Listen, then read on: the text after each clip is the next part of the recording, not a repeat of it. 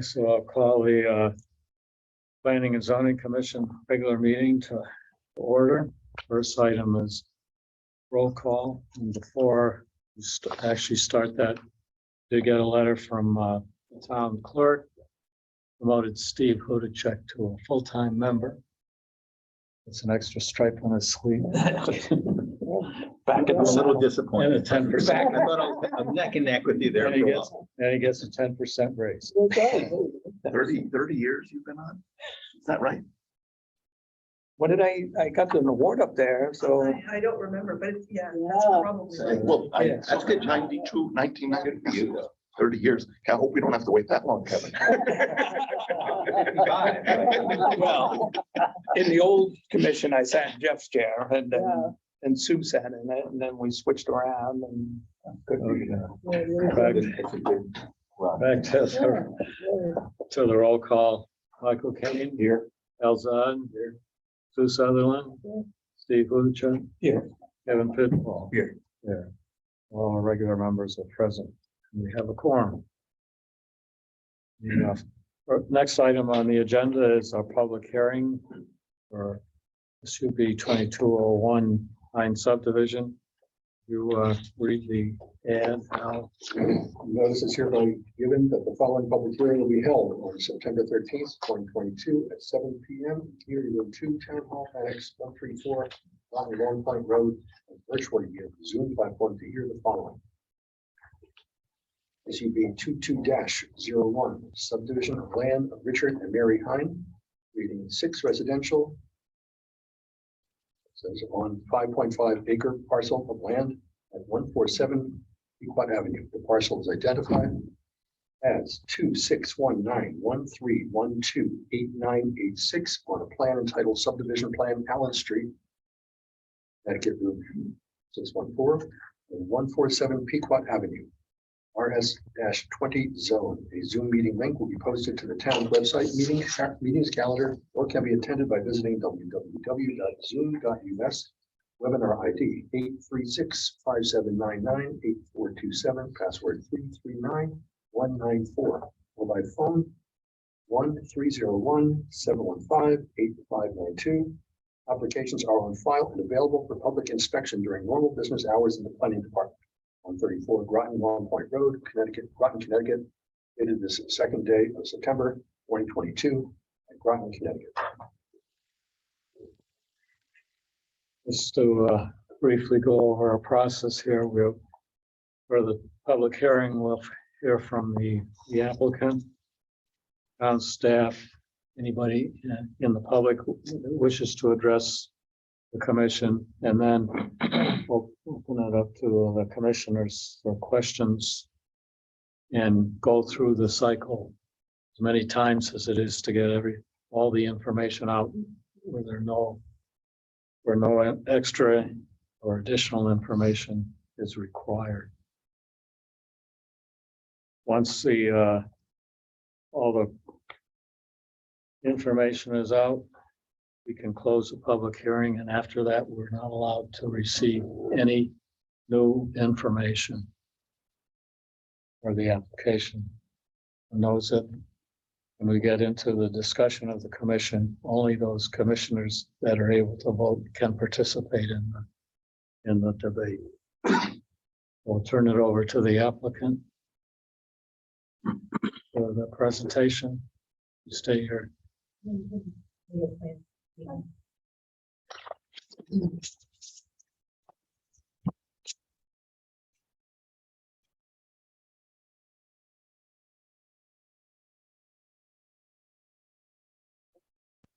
Yes. You can, if necessary, I think you can remove it from the stand too.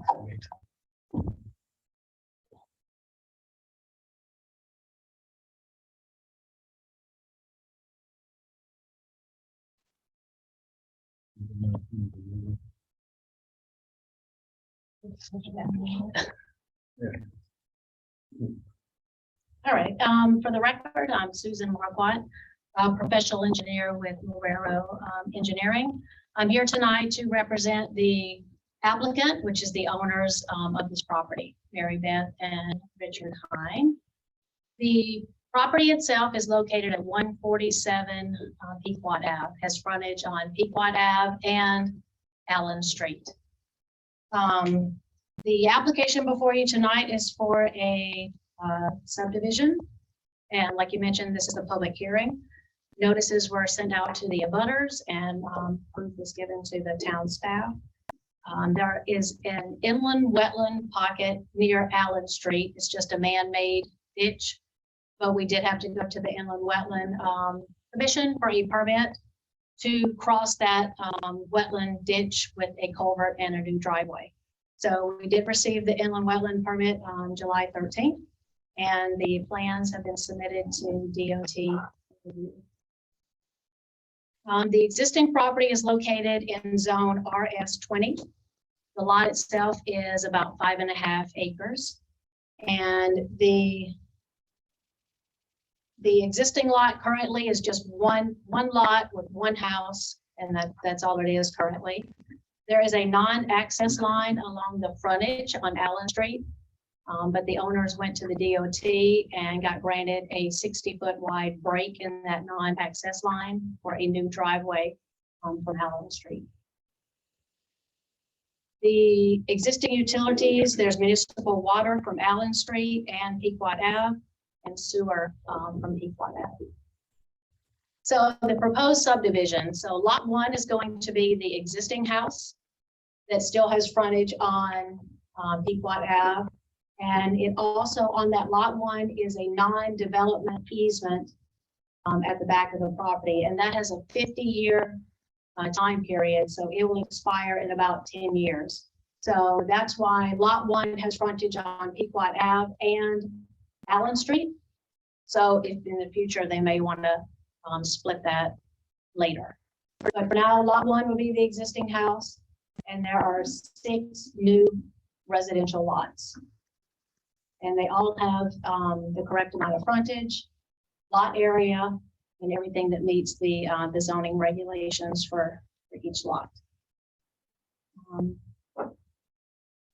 When each lot is going to be developed, you'll have to come forward with a site plan that will show the individual house, private driveway, and the grading for that lot. Currently,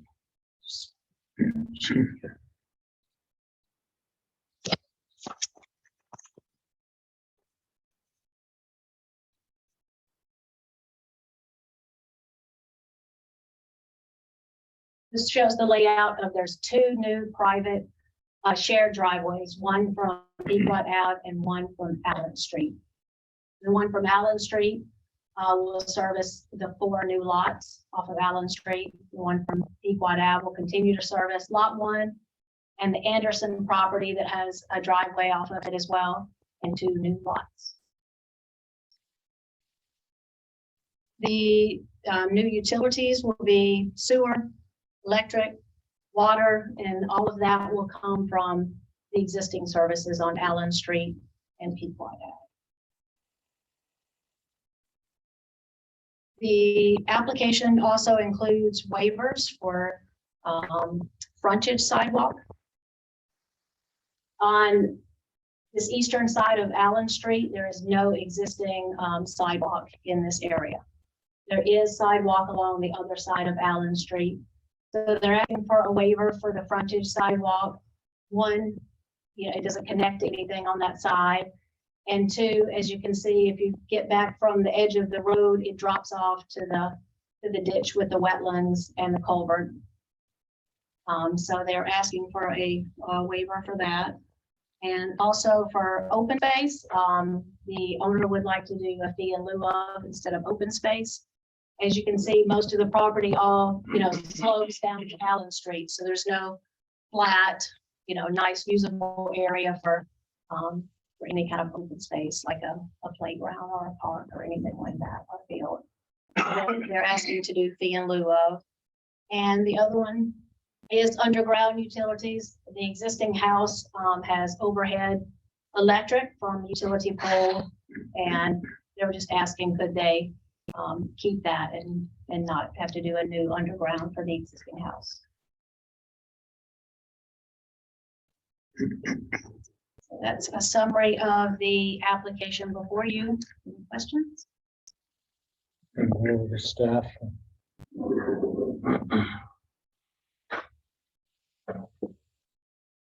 Hi, Tabitha Harkin, staff tenant. Just a couple of comments. So we did find that with the application, it was a site of the Municipal, so archaeological resources. The site was developed. She mentioned that they did a paint and hydroid permit. I just wanted to note, and also there are a number of easements on the property. There's a non-exclusive access easement along the south end of the lot for the driveway access. There's also easements that is already mentioned. They've asked for 3 waivers as we've seen, and there's findings to that effect in the motion sheets that I can pass along.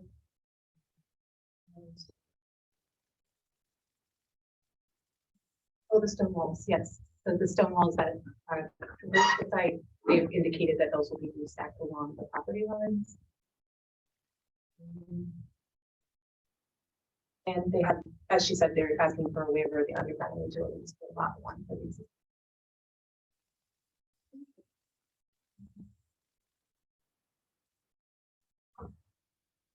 Does anyone in the public wish to address or have questions on this application?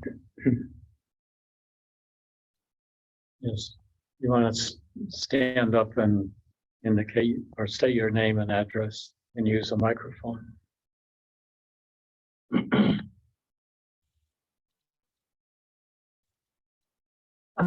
Susan Kiernan, 123 Pequot Avenue. The driveway going in abuts our property all the way down to Allen Street. I just want to know, are they increasing it? And have concern about in the directions it was saying that it was going to have grass swale to take water down, and if it's on this side, it's going to make our property wet. That's the bottom line. All that property is wet, which in the back, because when they put in Allen Street, they put in a ditch and it runs from the water tower down to a drainage that goes underneath Allen Street to the other side of the road, just before Whitehall. And when they don't clean it up, that backs up with water and makes everybody's property damp, and it goes up. When they clean it out, then it works properly, and that. But if you add more water, it's going to be increasing the water level in our. Right now, it's backwoods back there, but that's still going to be increasing. That means more mosquitoes and all that kind of stuff. So I want to know what they're going to do. And the way I read, there's that the Allen Street is going to connect to the Pequot driveway, and if she could clarify that. In which case, you've got 8 houses coming out onto Pequot, which is like huge. Coming out of one driveway. It's all connected. And so I don't think that's great for Pequot and the traffic because of the corner, but I would want like pine trees all along to help with the amount of noise of cars going in and out. Because that's basically a mini road.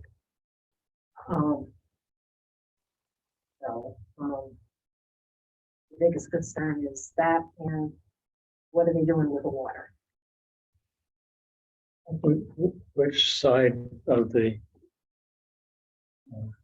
proposed is it? Are you north or south? Can you point it out on the map down here on the table? Just that way it'll show. Oh, that way.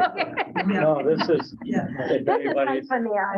no, it's, if Okay, anybody's wait, hang on, where, here's the, okay, here, Can you show where your house is or your property roughly? this is all of our property Yeah, okay. Okay. down here. And I'm not quite sure roughly, okay, that used to be the, coming down here, the existing driveway. That used to be the public petway before Allen Street went through. That people could go from New London Road and come up. And that was nobody's property or everybody's property at that point. I don't know how the deeds have been over the last 90 years. Somewhere, I think they changed. But basically, So that was an existing road or no. just an We're talking uninformed? horse and cart could go fit through it with bumpy rocks. It was approximately this wide. Unapproved pathway. Yes, it was approximately about this wide, because I've been there my whole life, so. That's basically the width, and it got narrower as you went farther into the woods. But Allen Street came through, so it got terminated. And directly where the Pentway, where it used to go, there is a large, I think that's what this thing is, I'm not sure, they put underneath Allen Street a very large, if it wasn't filled with gook, you could probably walk in it if you weren't a very tall person and go underneath Allen Street and come out on this side. But, and it drains from the water company property, which is about here. They add, the water line comes this way and then it goes down here. And the water in that ditch then goes from here down to another one. And I think crosses, and I think there might be a third, or it might go the whole length to almost just above the where the senior living, not seniors, 55 or 50 years old, Algonquin. And then it drains back off again on it. But so the ground has basically gotten wet because of all the rain and everything that comes off of Allen Street into the ditch. So if you mess with it, add any more water to it, you get a lot more mosquitoes. And it also makes the ground get wet, and it slowly makes the ground get wet going this over time. But, and if it is connected, that could mean technically 8 houses coming out of here. I don't know if it's connected because I had a hard time reading the little map on it. But as I said, that case, I would want pine trees to deaden the noise level if nothing else. But I don't know where the swale and stuff that she's talking about is going to go for this. Because if it's over here, that means it's going to dump water on us, which I don't think is fair. I believe you're pointing to this well. Yeah, see those little lines? These little funny things. Triangles, That's the yeah. swell. Yeah, Which takes it all the way back to the wet area. well, it certain times of year, everything drains this way. But it's going to go and increase. That prevents it from. Do you want to? If it's in a pipe, if it's in a pipe, Well, it would take it Yeah. directly where it needed to go, that's all. Versus just, it indicated it was like going on grass and grass dispersed. If it was in a pipe, then it would take where it needs to go. listen, would you like to Sure. address those issues? Couple things, I'll just point here. So the new shared driveway from Pequot Ave stops here. And the shared driveway from Allen Street stops here. They do not connect. So there are only 2 new lots that will have access to Pequot Ave. What is that other, I'm sorry? what is the other part that appears to connect them? That's just gonna be a dirt walking path. So if someone lives here and they want to walk down and go downtown. So it's just a walking dirt path along the side of the stone wall. It's currently there now. So that was one thing that she discussed. The other was, right, so everything currently from Pequot Ave, all sheet flows this way down to this ditch, just like she mentioned along Allen Street. And currently, everything from here, sheet flows actually over to her property before it gets down. So that's why we created the swale here to bring it down and have it go right to the culvert. And so that way it does not go off the property onto her property. And this is only going to collect for the new driveway, which is in the location of the existing driveway to a certain point. But it'll collect the driveway drainage, and each lot, when it comes for a site plan approval, is going to have a rain garden that will be designed for each house and collect the driveway. So the only thing, and the intent is not all of this is going to be built at one time. The owners, pretty much their children want to build most of these lots. So I think one of their daughters is going to build one lot, and then somewhere in the future, another one. So it's not like they're going to come in and build all this at one time either. So, but each lot will have a rain garden that will take care of what the new house, new driveway, and the grass well will help keep that from going on the property. And I think that was her two concerns, was the drainage and the connection. I mean, that was her other, she didn't have another concern. Right, and it is wooded, and so, you know, the intent.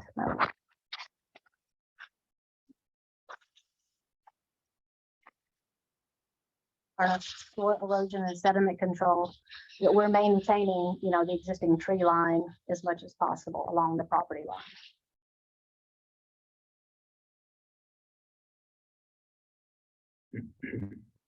Does anyone else in the public wish to address us tonight on this issue?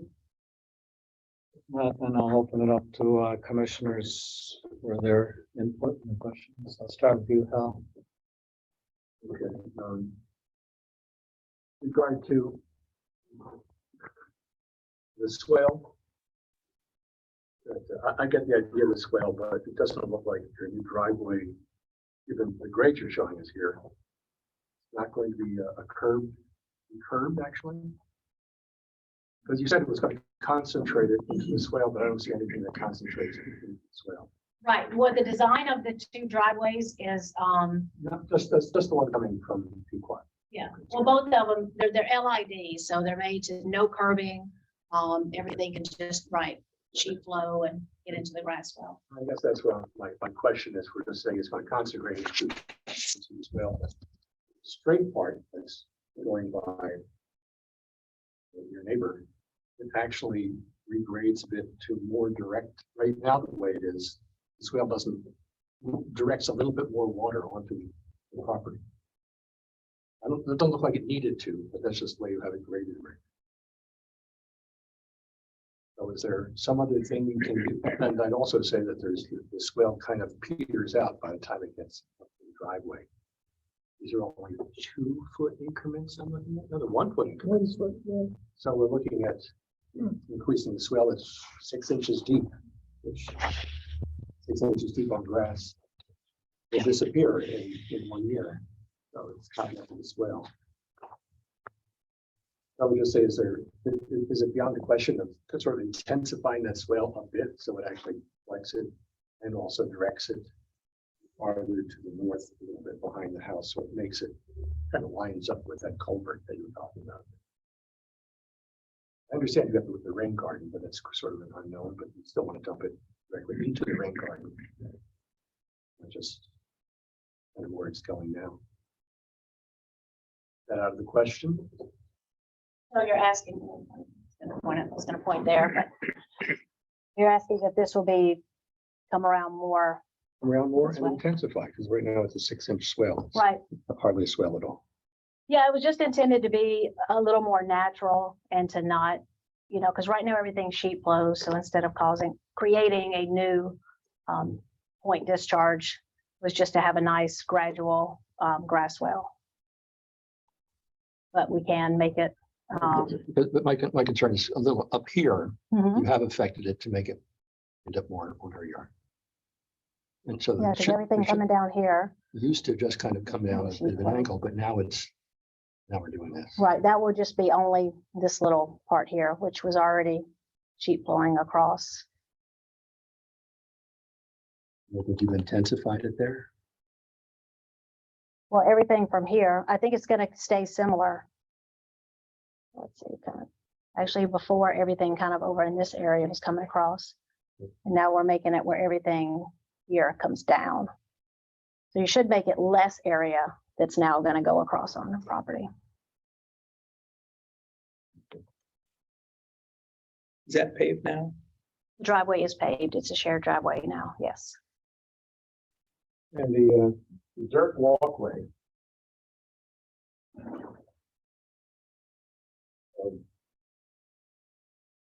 He's a little concerned about that because the dirt walkway can just go away, since the major purpose of it is for the properties that are on the Allen Street side. And if it goes away and it's only one or two people's lots, more or less, then it'll just disappear, and then those people will be pedestrians who won't even know there's a path there. Right.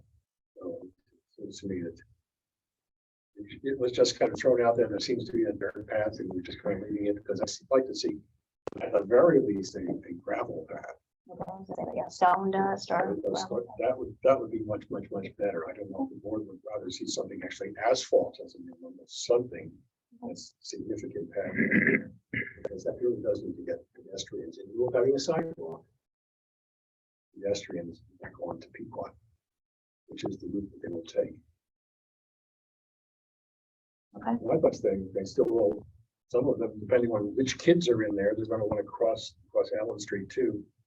I don't know if we can do anything about that because there's a neighborhood across there. That might be something for the traffic commission to put in. Crosswalk, but it's one for 4 houses. Solve that. That's all. That's all I've got. This is unique in that, you know, you're getting essentially 2 right next to each other like this. The driveway, we're calling driveway, is that public?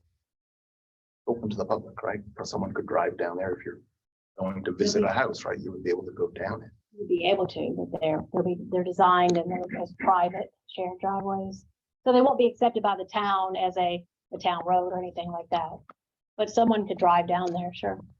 And how about the sidewalk that goes between them? I would imagine that someone could walk there. If someone was on Pequot Avenue when they were walking.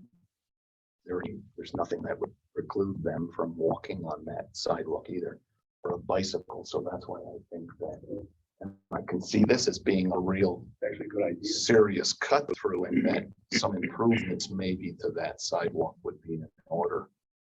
Which, there is no sidewalk on that. Well, I mean, there's gravel path that goes between them. You know, I could definitely see where people are gonna, you know, given that where it's starting by the monument there, or what was the monument now? Love the tree, out to Allen Street, that's gonna be a, you know, probably a nice little shortcut for people. Going north. Either way. Well, no, we're going to go south, but they have to cross the traffic. It's Being a bicyclist, It's, I would it's, never come right south. Right. It's as though if you had a path on your property, someone walking on it who was a member of the public would essentially be trespassing. I mean, they're not proposing a public easement across this. no, I'm just, okay, so how do you, like, if you, I mean, and, you know, family, whoever owns these, it doesn't mean it has to be family, right? Someone comes to visit and then they can't walk on that path. You can walk on the path. They're coming to visit. But they can't, but some of the neighbors across the street will be able to.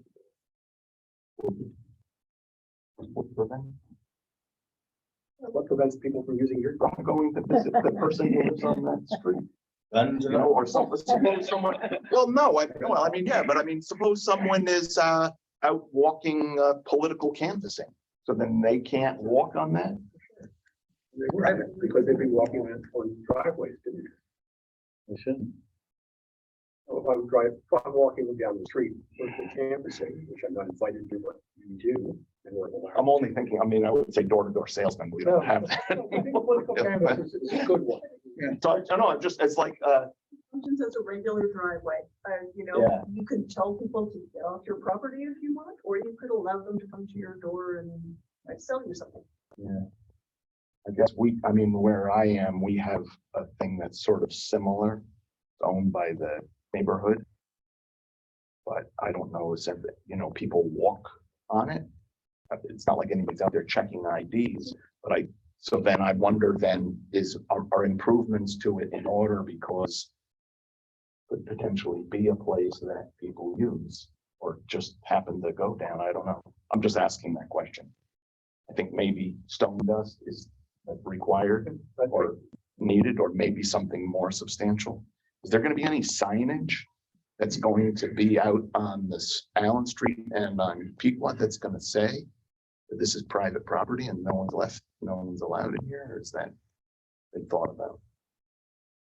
Hasn't been thought about. Okay. That's the answer. Is- it's good. Yes.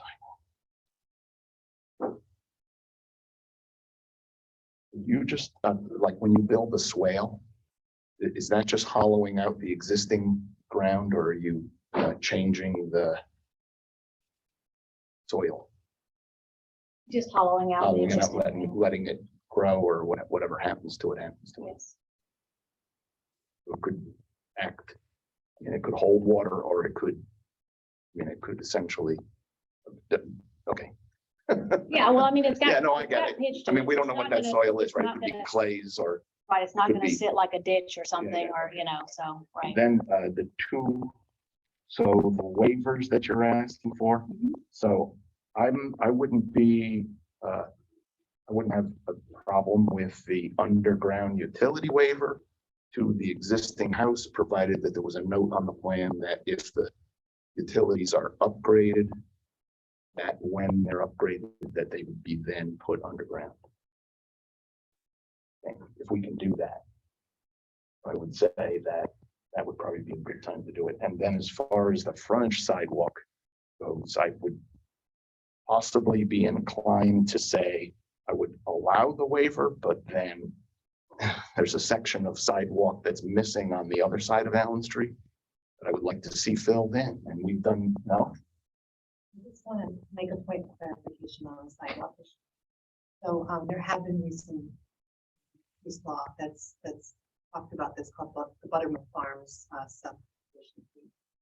And what they found was that they could require sidewalks on the property that abuts the proposed subdivision, because it intersected a right of way. But they can't require sidewalks on the other side of the street. It would be up to the applicant to decide on that as a modification. So we have to ask if they would be amenable to that. Is there something there? It's new since the subdivisions that you're remembering. Well, the one that got us the other piece of I know. sidewalk on the other side of Pequot Avenue, which is, That's right. this is like, there's two spots. We've got the other one coming. I think, I don't know when Mystic Ambulance is gonna be, 3 years or so, written down somewhere. And then this would be the last section. I don't know how long that is on the other side of the street. Is it? I just drove by and I was trying to estimate as I went. I thought it was like closer to 4, but whatever. This frontage is around 600, and I think Oh. on the other side, it's a bit longer than that. Oh, is it? Yeah. There's a big, I mean, are you familiar with it? Yes. Yeah, so it just like the sidewalk like goes this way, and it's really a big disruption in the road. And so I mean, so that's where I'm at. If we could get them to agree to that, I would give the waiver. I would, gladly give the waiver on this side for, more sidewalk on the other side. You would agree to that, and I would be more than willing to give the waiver on the utility. So just to clarify, the commission can only require sidewalks on the property frontage. No, I understand. Okay. Yeah. Or waive it.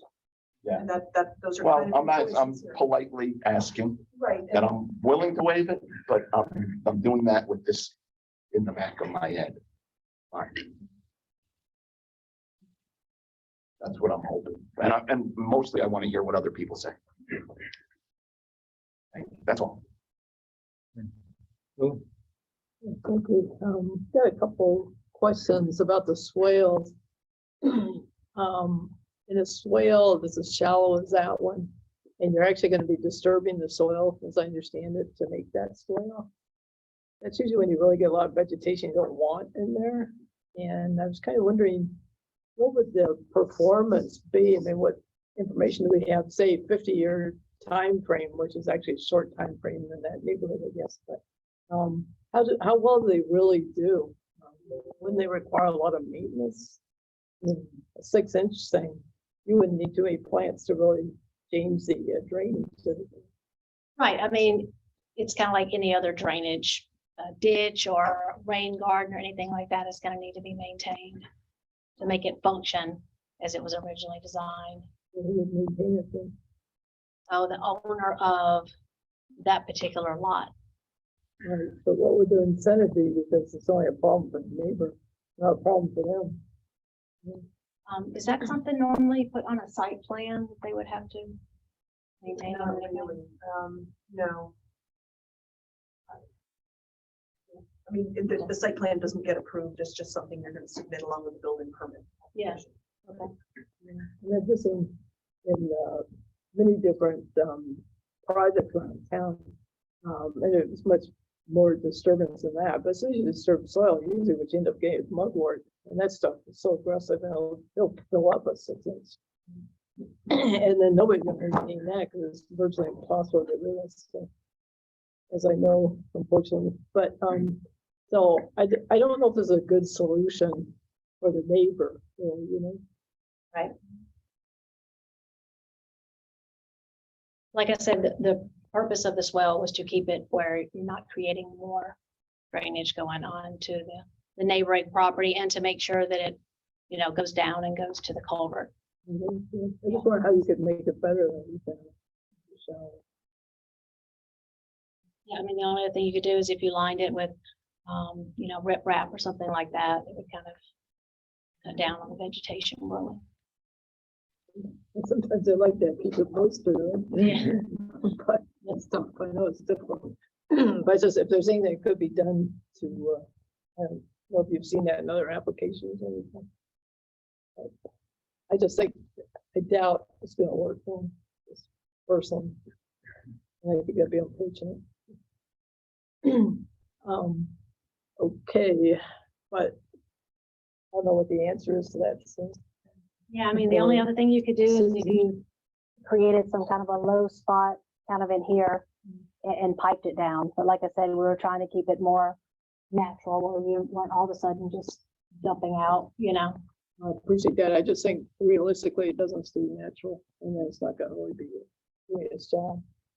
And it won't take 50 years. It'll probably take about 3, but, I mean, given the location, and how close it is to the house, it likely will be incorporated into lawn maintenance. I see someone just allowing, invasives to grow up that close to a house, but I do get your point. yeah. Well, the neighbor in our neighborhood that actually has mugwort as if it's the most valuable plant. Mows around it nice. With bamboo. Right. The other thing I was curious about is the sidewalk. I was actually, I was up hiking in North Soington. I was driving down Allen Street to go home. And I noticed on the left-hand side of the street, which is of course the side we talked about here, that there were all kinds of survey marks on Allen Street, like people were planning all kinds of new, whatever, development opportunities. And if the state was gonna grant easements and stuff like that, I mean, I can understand if I had a, land like this or like some of the other ones, and most of them are like that. There's a lot of available land and the zoning links. Sure, and I think what's gonna happen over not too long would be there'll be a lot more cases like this, where you're putting in more lots and you're gonna put, get an easement from the state. Why wouldn't the state give you an easement now? And so you're gonna have a lot of entrance points and exit points on a road that I myself go much too fast on. Yeah. Right? As you know. Yeah, I don't know what the DOT, I don't know why they're out there marking stuff. I don't know if they have, there's a project where they're doing some upgrades to roads and utilities, I don't know. And we're in a traffic study on this, is it, or no? Started that. That isn't part of the intersection changes. I'm not aware of what they're doing. Are they doing something? There's, Yeah. It's still in the design phase. No, I'm not on there. there's a surveyor's mark, said Yeah, with the lots of orange flags on them, and there's things written on them. I saw it was OP something. I don't even, maybe they're just elevations, but Utilities or something. they're No, it's a spaced lot of about them. every 200 feet. They look On like- both sides of the road though, weren't they? No, I just saw them at one time. They look like they would be for development. But I just think I wouldn't be surprised if it happened there actually, but back to the sidewalk. I think these lines here, if you look at the 174-foot line. Can you show us on the map up here? Paper map, so it. There's like a. Need a point on. Like this area in here, which is above, the depression. And it's like, most of it's 174 feet, elevation. And it looks like it's about 15 feet, maybe a little more wide, so it's not small width either.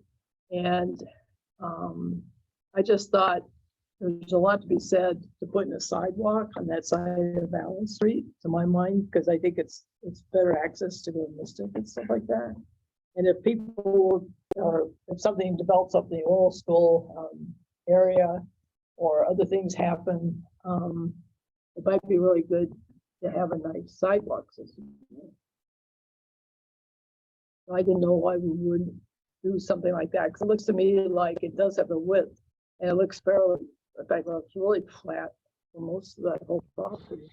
So you're saying a sidewalk back here near the property line? Yeah, near the property line, but that's 15 feet wide, so it's not like you have to be next to that, whatever it is, stone Drops wall. off really here where you have, 'cause you can't do that and block all this drainage coming down. We're talking about 1 foot increments, so. We have wetlands here. Personally, I just didn't see why we wouldn't consider requiring a sidewalk. Because I would expect more of the lands would be developed, and then we'd have the possibility to do a sidewalk on that side.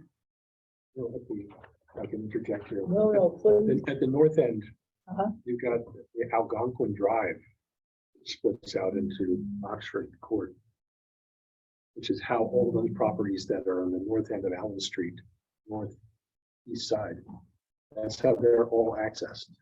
They do not spill out onto Allen. All those pedestrians go back to Pequot. So that's an enormous area, the entire north area, that would not feed a sidewalk system on Allen Street. So it's not the same as on the west side where things started to connect up. There's no place else to go. To say, I'd rather just see them do whatever it takes to get people back to Pequot. If that's the way they're going to go to Mystic. The only reason I'd like any connection on the Allen Street is so they can connect to the Pear Lane side. But not the sidewalk system along there. That'd be a very lonely sidewalk system.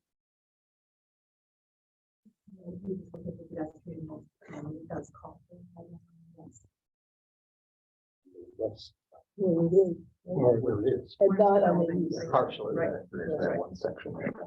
so no sidewalk on the east side. It's not right, not in that one. Okay. Anything else? That's it, thank you. Steve? Thank you.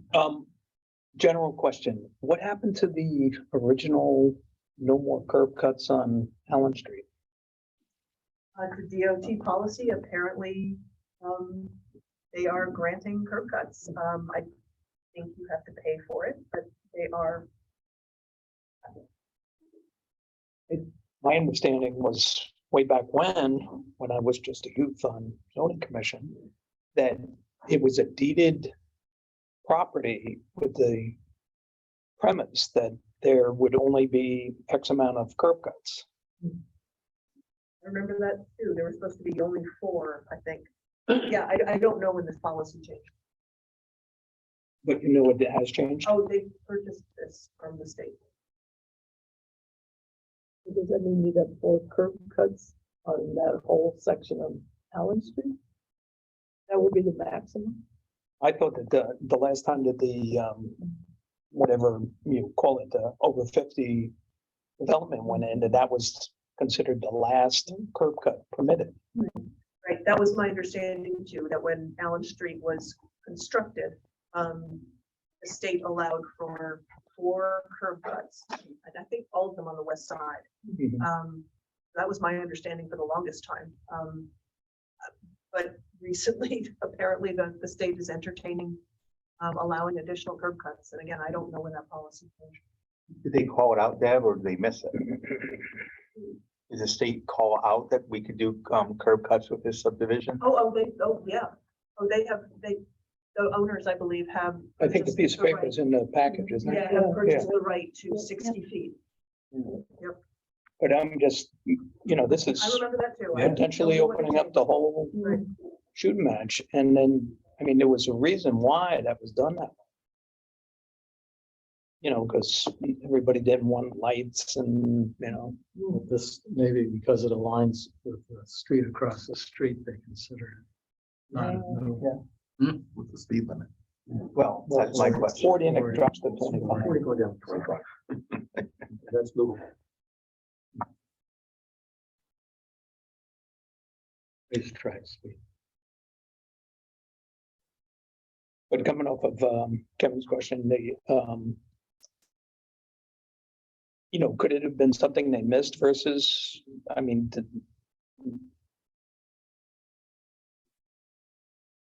because I see this as opening up a long line of everybody who wants to get on to Allen Street as fast as possible. Punch through Algonquin, punch through every house, let me put my driveway right onto Allen Allen Street. Street. Instead of going all around. Yeah, I hear you. Sorry, I wish I had an hear you. answer for you. I don't know when the policy changed.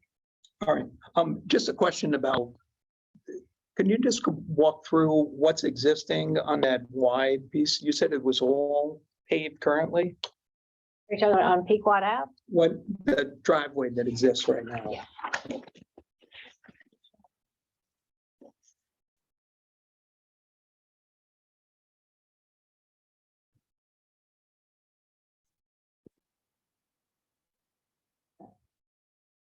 So there's an existing driveway here. And it splits off, this lot has access and then it comes to the existing house. And then there's a gravel Okay, parking so area as well. what you had depicted on those other, is Right, on- it connects in here, and keeps with the intent of it to a certain point and then it continues off. okay, so my point was, there will be more paved and watershed from whatever driveway goes in. Right, which is So- why we were trying to, keep it going Gotcha, down to gotcha. the culvert and not continue to sheet flow like it does now across the contours. Everything just kind of goes across here now. So actually, we were kind of collecting it and bringing it down, so all this will come this way. So we're reducing, Yeah. it will be more pavement, but we're reducing anything that's going And then going to the property line. entrance on Allen Street, knowing that that's a state maintained road, right? Yep. So they keep that pretty clean and, so those people's driveway is gonna fill up quick with all that snow, but talk about getting some, Where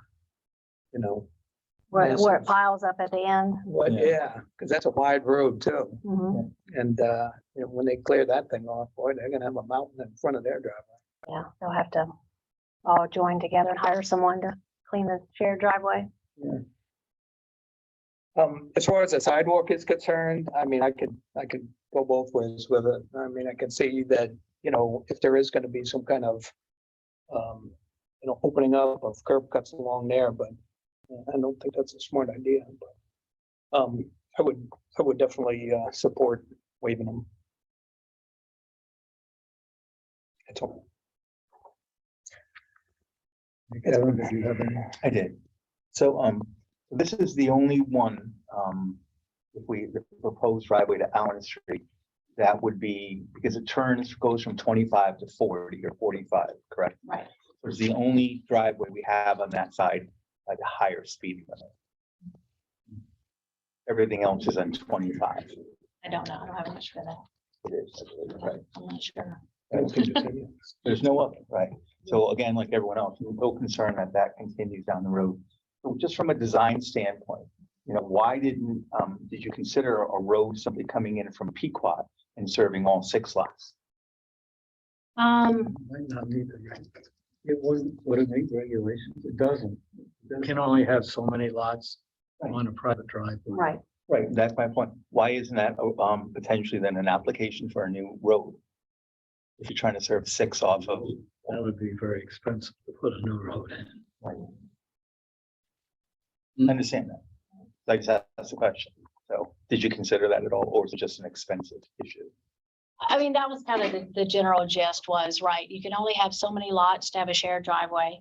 And then, right, to go in and build a town road has with to all make the amenities and everything. I get it, for 6 right. lots. So instead you moved it coming in 3 from Allen Street and 3 from the other side. Okay. And then Four from Allen, right? 4 from Allen. And then the underground is all from Allen Street, all that is served by underground, and the 2 lots here are above ground as far as utilities are concerned. Everything for all the new lots will be underground, the new underground electric, water, sewer. Right. And the only thing we're asking is for the existing lot, the existing house, lot 1, is just to leave the above ground. electric That's the only service. one. That's the only one. Yeah. So from what you've heard, just the feedback as far as the soil is concerned, do you think you've solved that problem as far as the neighbor is concerned? Well, I think one, I definitely understand the concerns, but one, I think we're reducing the amount of runoff that was sheet flowing to their property. And we're trying to collect it and get it down to the culvert. Like I said, you really only have 2 ways to do that. And is to do a swale similar to this, or collect it in a low point with a catch basin or some kind of structure, and pipe it down. And the reason you didn't go to the latter one and you went for swale instead was? To pipe it down. Well, one is we don't know the final design of that lot. I don't know where the house, we don't want to limit the lot as far as where the house could go and things like that. I mean, you're kind of limiting it with the swale, but It seemed like you've increased the risk to the neighbor by doing it that fashion. doing a swale. Okay. And then the last one, as far as the motion is concerned, was number 5. It says that a comprehensive phase 1 be carried out of each lot prior to construction. So Deb, I don't know the process on this for Tabitha. So it's typically before a construction permit is issued that you have a full archaeological survey on each of those lots. That is, I think, what we are anticipating here, right? And what does that archaeological survey have to say? Meaning that there is no archaeological sites, or just that it's a survey? Identifies what's there. Identifies what's there. Right. Yeah, the owner has talked with the state archaeologist, Yeah. And they agreed that they would come out when a site plan is done and know exactly where the house is gonna go, everything on the property, they'll come out and look. And depending on what they find, they'll determine either leave it in place, don't bother it, or they need to excavate it and whatever. So, because this isn't gonna be built all at one time, Sure. they felt like that was the best option, is to come look specifically at each area when something is gonna be constructed. And I have no issues on sidewalk. I mean, I'm a big sidewalk proponent because I'm a big walker. But on that side, I just don't see where it goes. That's the only thing. That's it for me. Mr. Chairman, can I have one more question? Yes. Are you aware of where the power will come from for the new properties? If it'll come from Allen Street, or if it'll come from? Our conversations with Eversource, so far is it'll come from the existing pole almost at the the new driveway with Allen Street. Okay, that's the one So- pole that drops power to the other side, I think. Yes, it does. Yep, they said we could connect to that one. Yeah, and so they would not be adding any new poles on that street. Correct. Good.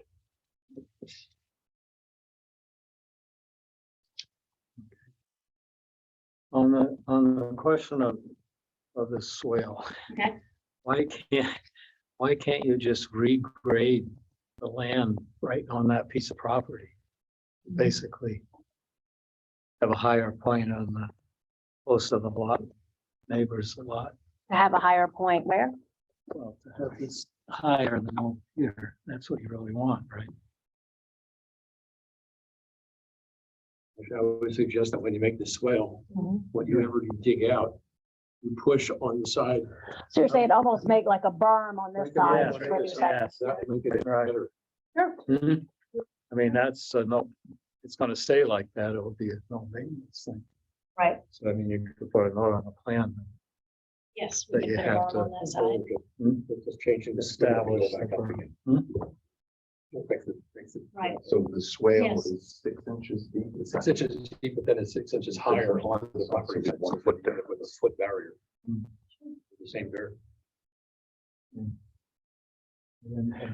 I just, I'm just go back to that sidewalk because, our subdivisions regulations say extraordinary hardship. And I don't see that. And I would suggest that if we are gonna waive it, if people think that that's what they wanna do, that we ask for a 5-year extension so that if there's no cost to anybody, but we have it there, and if we ever want it, we can ask for it in 5 years or however long we can still do that, right? Can we? Sidewalk agreements are spelled out in the zoning regulations.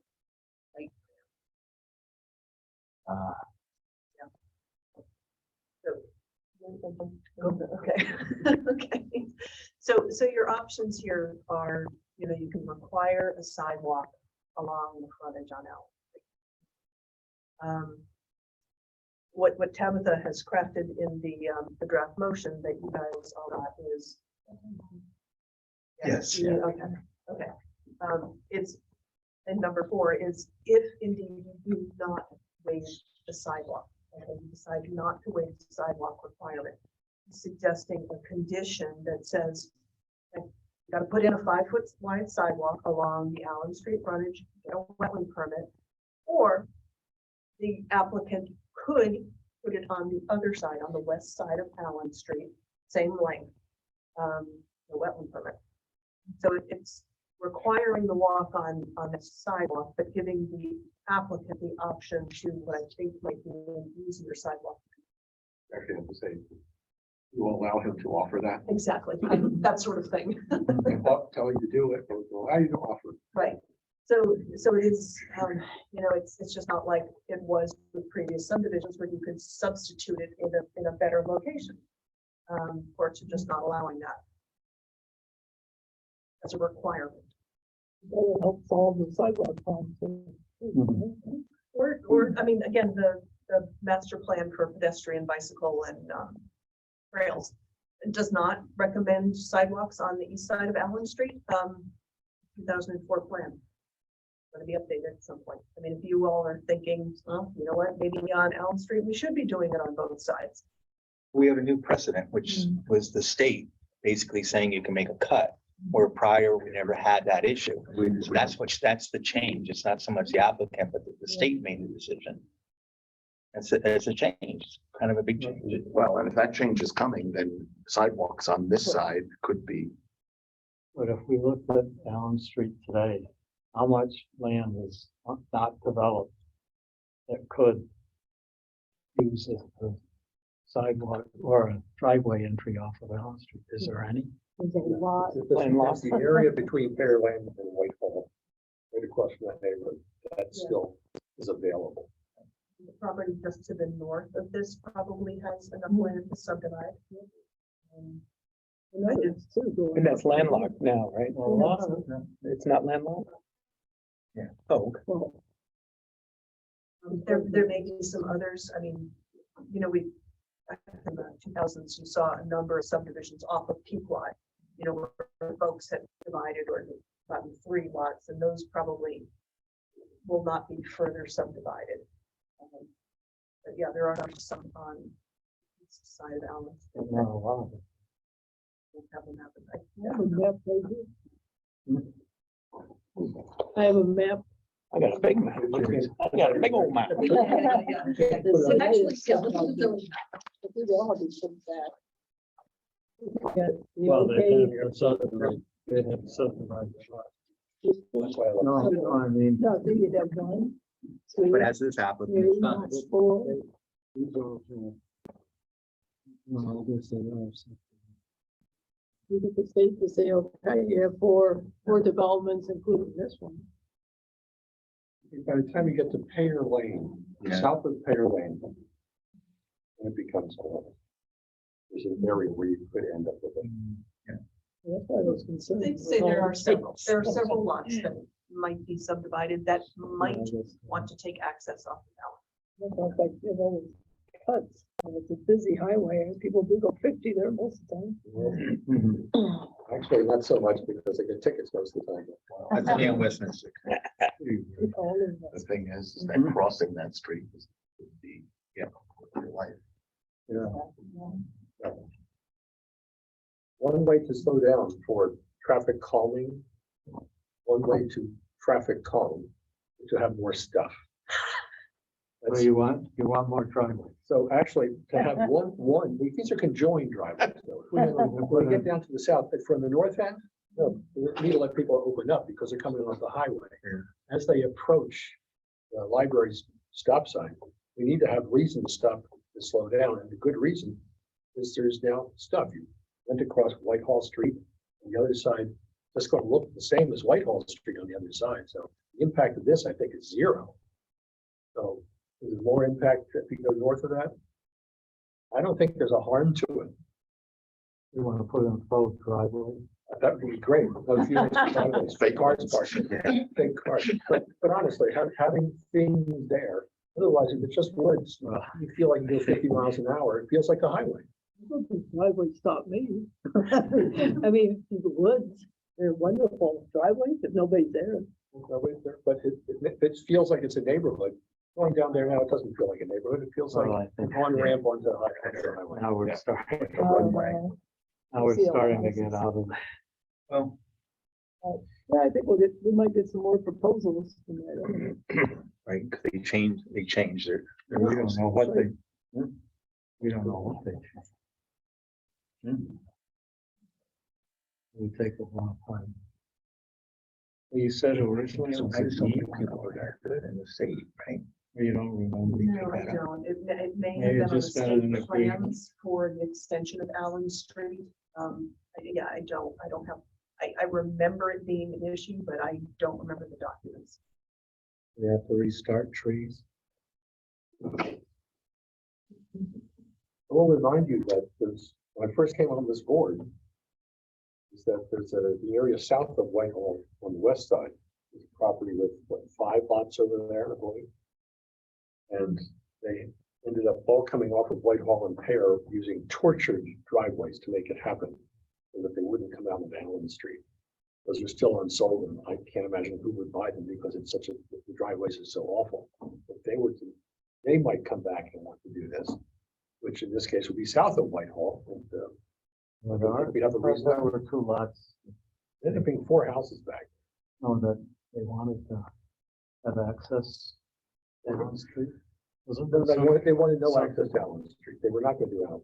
No, I meant that we had. Some planning commission. had several years ago. Before my company. But I saw they didn't come off of Allen Street. I questioned why, because I thought the layout looked ridiculous. Hmm. It just needed to look like this, one driveway with 4 houses on it, no brainer. Instead, they kind of did this torturous thing to make it not happen. This would open it for that. And frankly, I think that would be a wonderful thing for that lot, which still hasn't sold. That might be why. You would want sidewalks. Do we No, have, that's on the west side of the street. do you have any questions that we need to have answered? We can close the public hearing. Does the applicant? Checking to see if anyone online has hands raised, that's all. Here's what we would have to add to the motion in order to request a sidewalk on the west side. I think you'll see Yeah. number Well, 4. it's in, So it's in there as an it's option. in there. There's an option. Okay, Yeah, I don't see any cans registered. and then this whale also, if we were to do. Except, we could add some language there. Tried to draft a little language, I don't know if anyone. But probably after the hearing. is closed, Well, we can yeah. get into that Well, discussion. we can, during the debate, you can debate or add the requirement. It's just the information. You cannot get it, receive any new information for the subdivision. Once we close the hearing, Tabitha has new information. does the applicant have any concerns with closing? No, I think we've discussed everything and that's all. Does anyone in the public have any issues they wish to have addressed that haven't already been? So at this point, you're gonna be putting the berm. Well, Well, That was discussed. that's our that's up for discussion. Discussion, that's not that. We got, yeah, how, that isn't, you know, we just can't receive new information. We can debate the solution to that issue. How we want to resolve. I think that,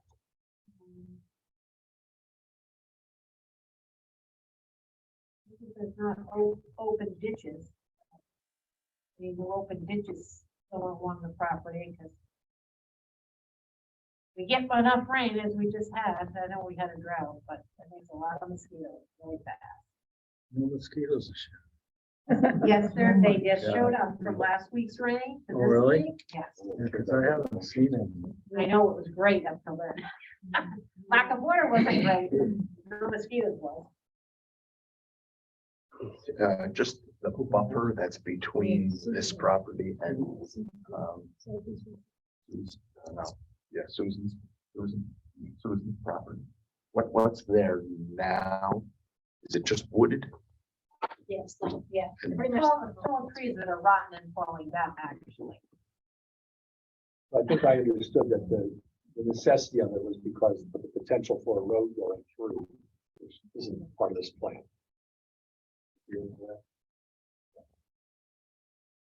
Even though the property lines look like that. There's no road. Well, it's confusing. No Okay, that's all that I have. one else has anything? Then I'll make a motion to close. The staff doesn't have any. So I'll make a motion then to close the public hearing for Pine subdivision 147 Pequot Avenue. Is there a second? Moved and seconded by Sue Sutherland. No, we had a request that the recorder doesn't hear the seconds. No problem. Is there? So we have a motion to close the public hearing. Anyone have any concerns with the motion? We'll vote on the motion to close the public hearing. All those in favor say aye. Aye. Any opposed? Any abstentions? Motion is carried unanimously. Okay, the next item is consideration of public hearings. And what people's thoughts are, do we want to do that tonight or postpone it? That's needed. We could open it up tonight, just so we can open it. aired.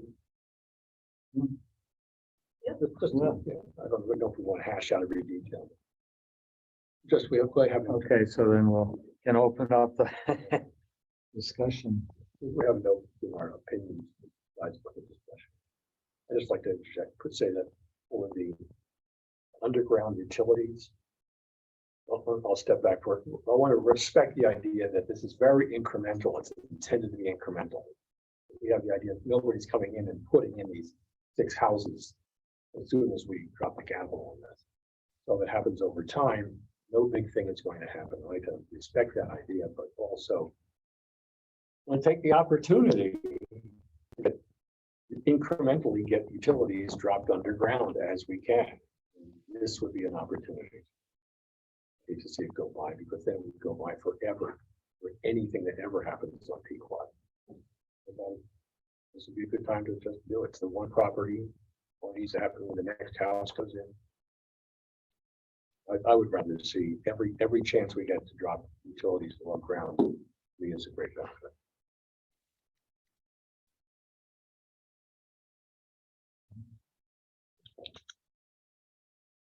That's it. Oh, okay, so, are you thinking, it would be triggered by the first new house? Can you do that? Trigger it with the first building permit for the new house?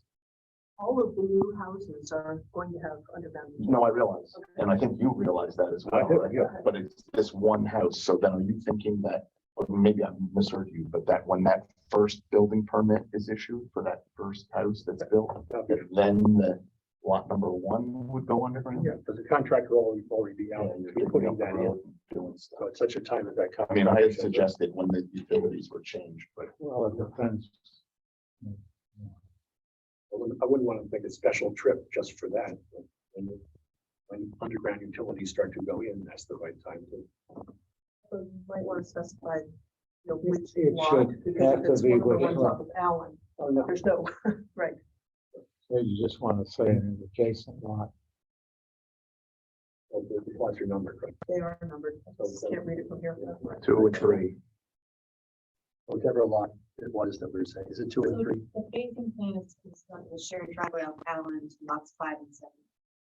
Those two in the middle. No, yeah, you wanted to just say a lot that's adjacent to Lot that they want to leave, that they're asking to leave the existing house. existing house, so whatever the existing house is on, lot one. No, that one is, yeah, but the adjacent lot is 2 or 3. So when When those 2 were, and 3 go in, right? right, when 2 or 3 go in, that would be the trigger point You for could underground just say, I utilities. guess, when lot 2 or 3, whichever is first, Correct. Makes perfect sense. is how you can do that. Because whenever those go in, that's when they should put the whole thing in. That would- Okay, that would make more sense than what I thought. And, I do not have Did you have anything else, Al? I do not have the motion, but it sounds like that. What are the, There's confused.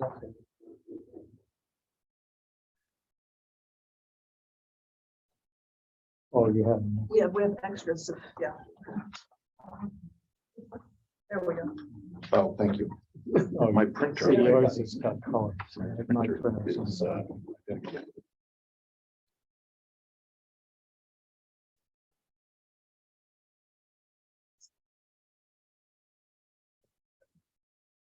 I would be in agreement with that. Sounds the sidewalk. I would want to see this. That would work. And then,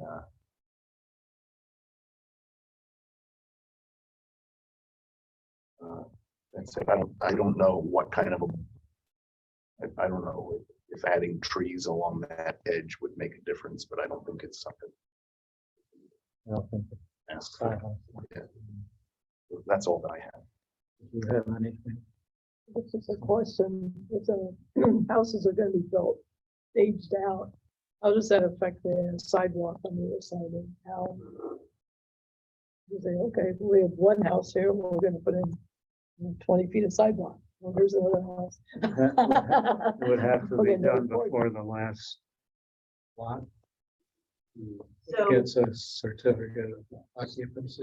well, those subdivision regulations require that before a lot is sold, that a bond be posted for all the public improvements. Sidewalk is certainly a public improvement. The regulations also require that 10% or 2, whichever is greater, of the building permits be held until the public improvements are complete. So, Could do that.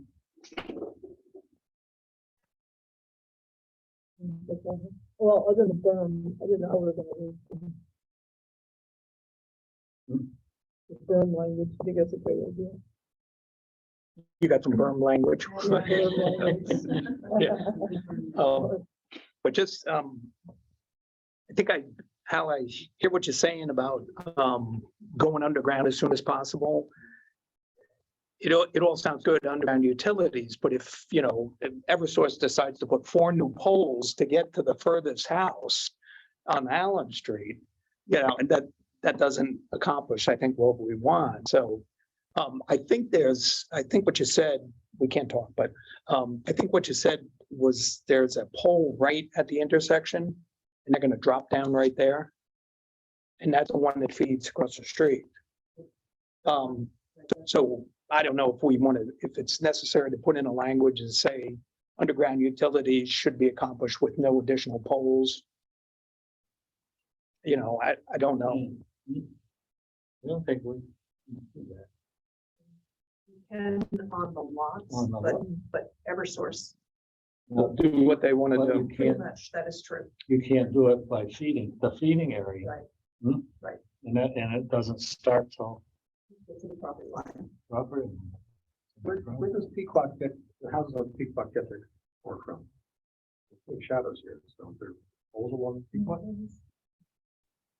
Okay, so. It would just drop down off Pequot. I would think that if there's a pole roughly at the intersection where that comes, I think the last pole on Allen Street is right there. Allen Street, but they can feed from both directions. Okay. Yeah. All right. Well, not a concern, not a concern. If they want. Yeah, so this is where the utility poles are coming in from Equat. New house. This is a crow flies in, you know, that looks like a longer path than to come off Allen. All right.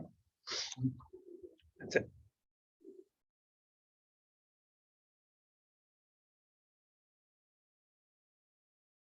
I guess it's sort of everything except for the details.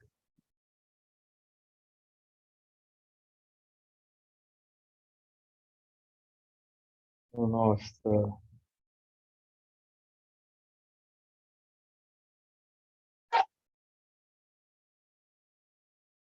don't know if that item 4 is clear or not on the motion for the sidewalk.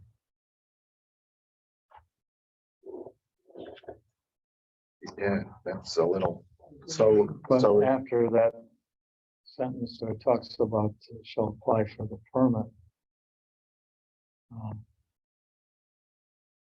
The applicant, maybe you want to just say the applicant may choose to design and construct a 5-foot sidewalk in lieu of the sidewalk on the east side. Who will be above? Hmm? Who will be above? The rest of the side? okay, so suppose, when I read this, they've got 60 days to, after we say,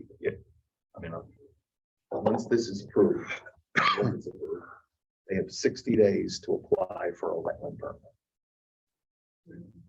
Or do they have to get the bond within 60 days to build the sidewalk? So then suppose they just say, we're gonna build it across the street. They just tell us that. Right, and they place that on the plan in And then- lieu of applying for a So then permit. remind me again of what triggers that bond or construction. The bond is triggered when the first lot is sold. Can't sell lots until the posted public improvement.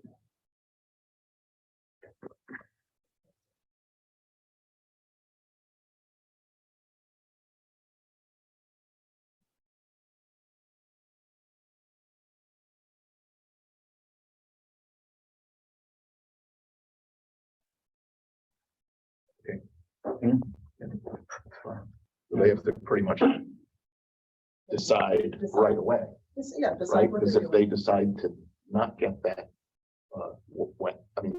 they can't come back and say, a year from now, I'm getting the permit, but I could change my mind and I want to do it. Someone can always. Yeah, ask yeah, okay, for all it. right. Ask them. Yeah, okay, all right, that's it. Hmm? That's fine. sometimes I want to make sure that you remember how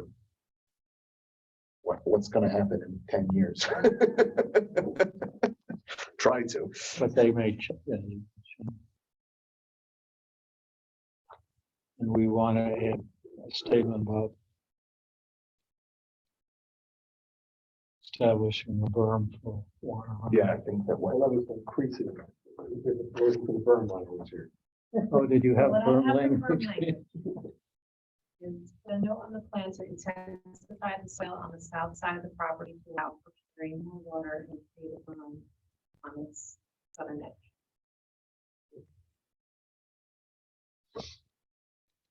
that include dimensions or that You can just throw in as a new 6-inch berm or. terms of the lot, the soil goes Yeah. down, so to the. and That we're, I mean, a we're 1 talking 6 and 6. 1 foot differential. Yeah, okay, so maybe that's what it As is, a total differential of 1 foot from vertical top of berm to bottom on of those whales. Put a note on the plan to intensify the swell by a distance of 1 foot. I think I will put this at the end, because it identified the swale and include the berm on the west side, so that the vertical distance from the top of the berm on the swale, no less. a lot of words, but. You should draw. Better to draw a picture. Yeah, thanks for squiggle.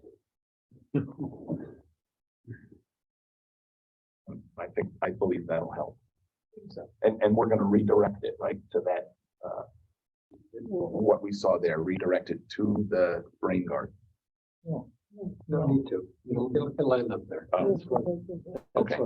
Okay, oh, so the idea was to keep it along the property line, gotcha, Yes. okay, all right, that makes just as, more sense. Does the applicant have any concern with the motion? They. You're silent.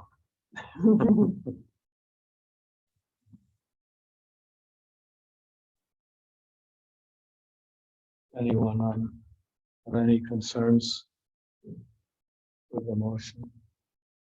We have several, actually, 3 motions, I guess. Well, I'll make each motion separately. You notice that if we are approving waivers, it requires recorders of the members to agree with it. So I'll make a motion for subdivision 2201, 147 Pequot Avenue to approve a request for waiver of section 4.7, Aaron 1 of the subdivision regulations to eliminate the requirement of the sidewalk along the subdivision lot frontage on Allen Street. Is there a second? Moved and seconded by Sue Sutherland. Any discussion on this? I would recommend that we vote against. Yeah, that's what in our conversations led Against, me to. and then you vote for it. So we're denying. Make the motion for positive and regardless of what the feeling is. So we'll vote on the motion for the waiver of the sidewalk. All those in favor say aye. Those opposed, say no. Any abstentions? Motion is defeated, 0 to 4, 0. I mean, it's 5. Can't count.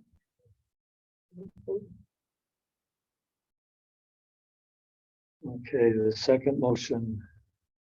Make a motion for subdivision 2201, 147 Pequot Avenue to approve a request for waiver of section 4.8 of the subdivision regulations to eliminate the requirement of underground utilities to the principal residence on lot one. There a second? Second. Moved and seconded by Hal, son. Any discussion on the motion? I would like to see it, change to, as Al had described it. Well, this we would deny. We would deny it. We're just gonna deny this. That doesn't deal with it in any other place. You don't have, Next, when you approve the subdivision, you can make that modification. All right, go ahead. you can have burn language. and Yeah, underground utility. Okay. Any other discussion on the underground utility? If we are gonna put house upgrade words in as one of these. Okay. Understand. All right, so we'll vote on the request for the waiver of the underground utilities to the principal residence. All those in favor say aye. All those opposed say nay. Any abstentions? The motion is defeated by opposed. Okay, then we have a motion for approval of 147 Pequot, and before we make this, we're going to insert the berm language as item 5. We wanted to do something on the underground utility, it's not 6. We're doing it as a technical item. I'd rather do it. We want to say that underground utilities. Well, do we have? I think I'd be more comfortable if you put that in as a modification here. Yeah, And a note 6. actually, we've already got 7 without your addition. No, I was going to Number. renumber the ones after that. Just, I thought it would be easier. Underground, so we just put in there that underground utilities shall be installed to on one at such a time as. Well, issuing of building permits for lot 2 or 3. Or prior to the CO of lot 2 or 3. Okay. Yeah, because who knows, sometimes you put underground in last, you're just put it temporarily. All right, that would be reasonable. We Prior to a CO. Prior.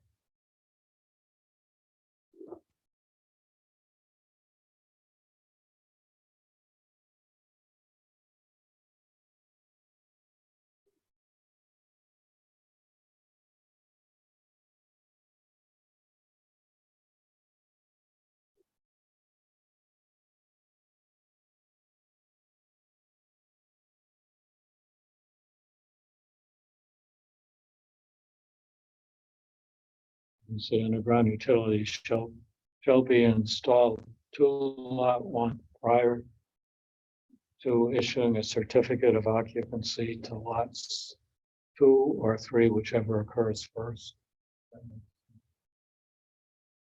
Alright. Okay, so I'll make a motion then to or subdivision 2201, 147 Pequot Avenue. To approve the 147 Pequot Ave subdivision. 147 Pequot Ave with the following modifications. 1, in accordance with section 4.9, parent 5, payment in lieu of open space of $15,000, the equivalent of 10% of the fair market value of the land prior to the subdivision, shall be made prior to recording the plans. 2, existing trees shall be preserved for every 75 foot of lot frontage. If any of the existing street trees that are shown to remain are removed, they shall be replaced with an approved street tree. 3, all interior stone walls disturbed on site be restacked along lot lines. 4, 5-foot concrete sidewalk shall be designed and constructed along the subdivision's Allen Street frontage The applicant shall apply to the Inland Wetland Agency in good faith within 60 days of approval for a permit to construct the sidewalk. The applicant may choose to design and construct a 5-foot concrete sidewalk in a length equal to the subdivision's Allen Street frontage on the west side of Allen Street between 0 Allen Street and 31 Allen Street in lieu of the sidewalk on the east side of Allen Street. 5, you read your berm language. The note on the plan to intensify the swale on the south side of the property, allow for carrying more water and create a berm on the south edge so that the vertical distance from the top of the swale is no less than 12 inches to the bottom.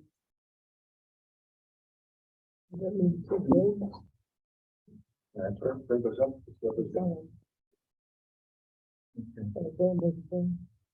All right. And then note 6, underground utilities shall be installed to lot 1 prior to the issuance of a certificate of occupancy to lot 2 or 3, whichever occurs first. Note 7, that a comprehensive phase 1 battlefield archaeology survey be carried out on each lot prior to construction. This is like 8, that all necessary final and signed easements and maintenance agreement documents are provided to staff prior to recording of the final plans. 9, all technical items as raised by staff shall be addressed. Is there a second? Moved in second. You want to do Steve? Second. Steve Ludencheck, second. Is there any discussion on the motion? And vote on the motion to approve 147 Pequot Ave subdivision. All those in favor say aye. Aye. Any opposed? Any abstention? Motion is carried unanimously.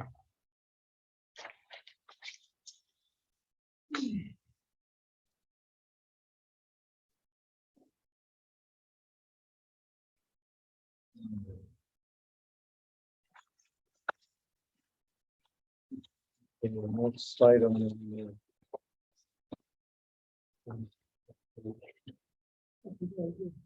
want to take a 5-minute break? Sure. Yeah.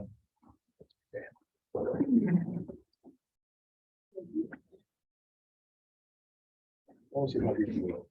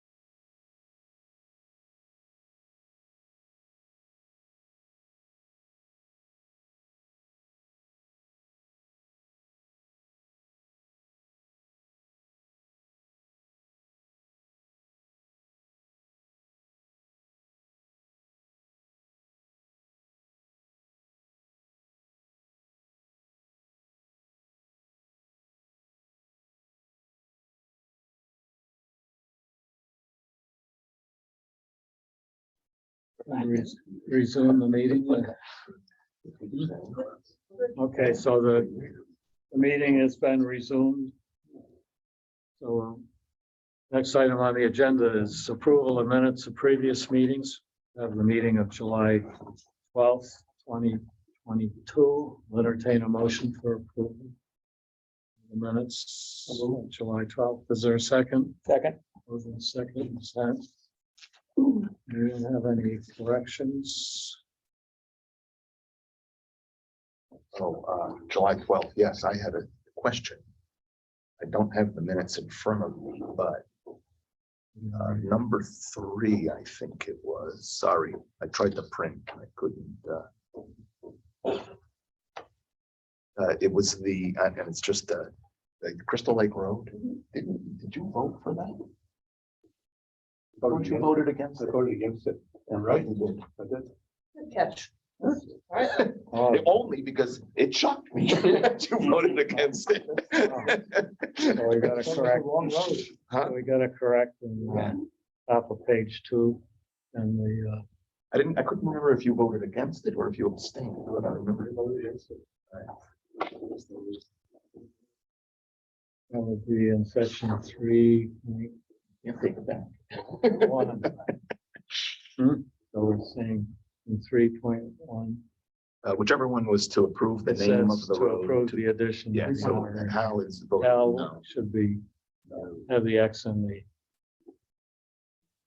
the roll call.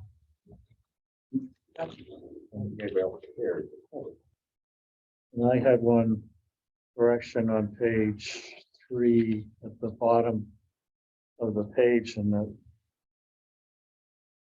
the long paragraph. There's a sentence that starts, there will be an additional 300 square behind each garage. Say what the square is. That one square, 300 square people. 300 square feet, right? Square feet, Yeah. yes.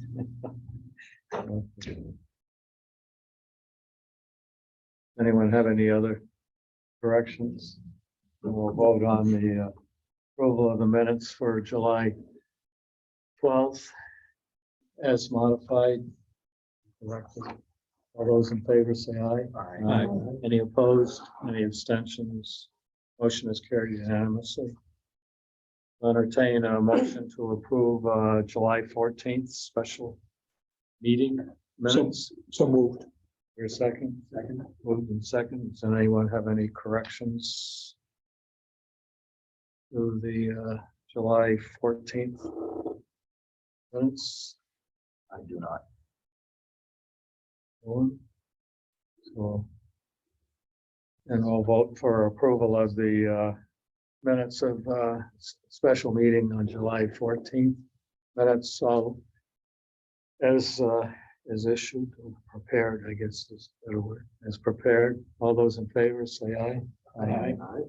Any opposed? Any abstentions? Motion is carried unanimously. I'll entertain a motion for approval of the meeting of August 11th, special meeting. It's moved. The second. For a second. Moved. I'll second it. Okay. Does anyone have any corrections for the minutes of August 11th? I do not.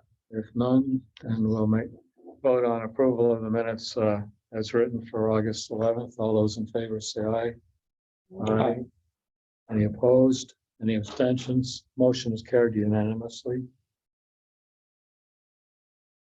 Okay, next is public communications. Does anyone on the commission have any communications identified? Does staff have any? Is it? I do. I just wanted to, we had a couple of emails for the commission regarding short-term rentals. We're going to forward those with the agenda packet for next week's. Okay.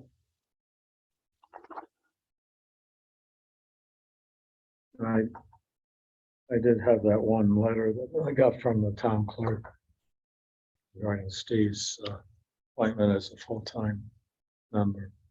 Does anyone in the public wish to address the commission tonight? If you state your name and address, please. Arnaud Bourgeois, 13 Gravel Street. Welcome. Put it up a little bit. It just goes to the Usually recording. you don't need that. Arnaud Bourgeois, 13 Gravel Street. So welcome. And I just wanted to make sure that your first meeting, I could speak about short-term rental. Because I feel very lonely today.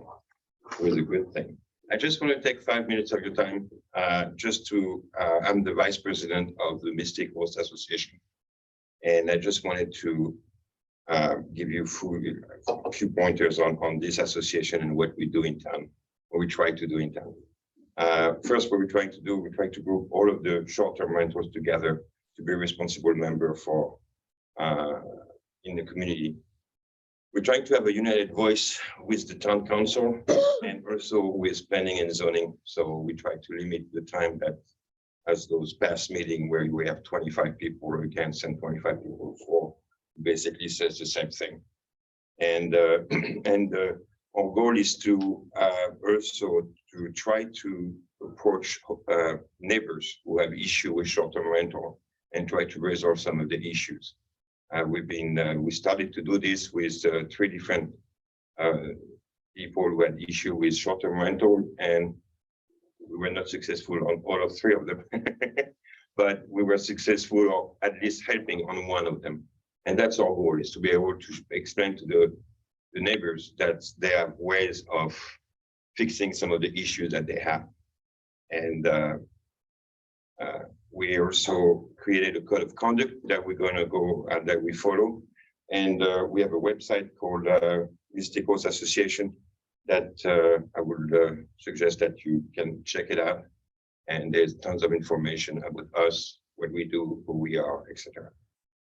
The other point that I wanted to tell you is, I guess there's going to be some type of public hearing sometime in September. I'm not sure exactly of what's going on now. There's nothing.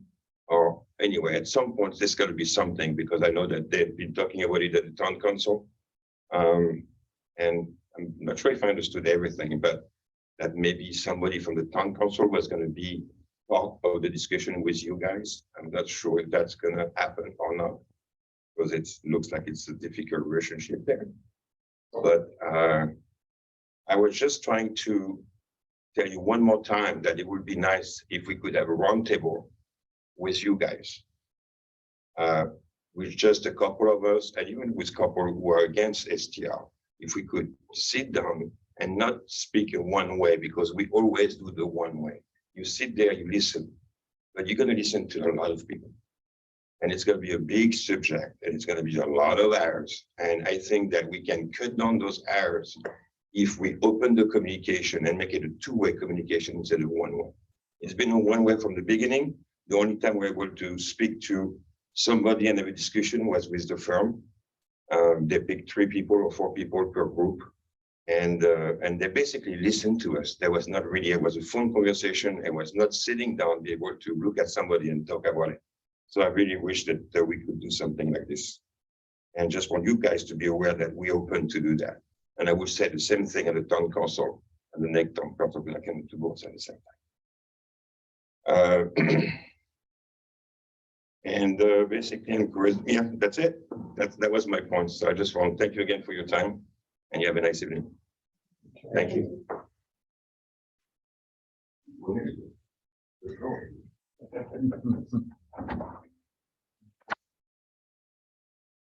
Special permits, we have subdivisions, we have Bridgewater subdivision, 0 Grove Avenue.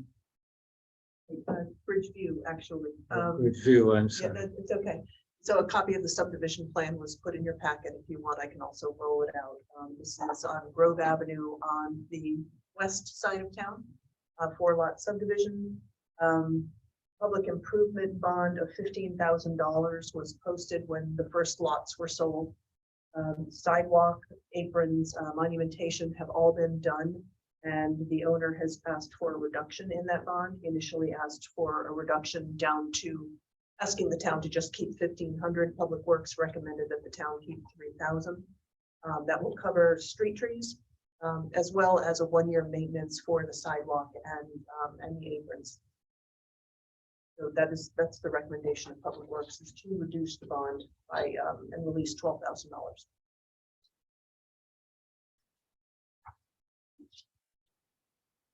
Anyone on the commission have any concerns? with This, so then I'll make a motion to reduce the Bridgeview subdivision public improvement bond to $3,000 and release $12,000. I don't know if that.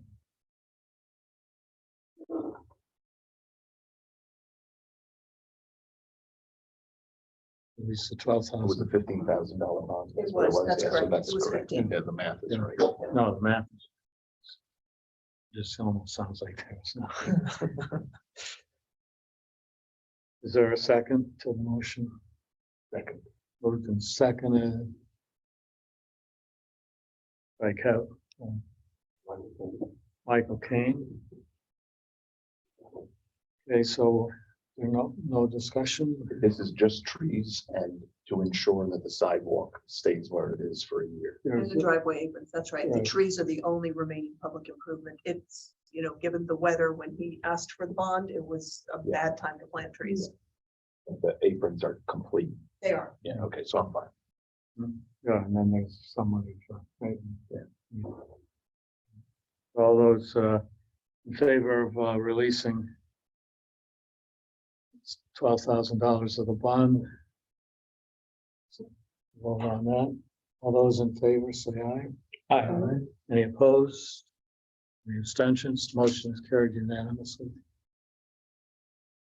Okay, next item is site plans. Mystic Pizza Deck, 56 West Main Street. The applicant would like to make his presentation.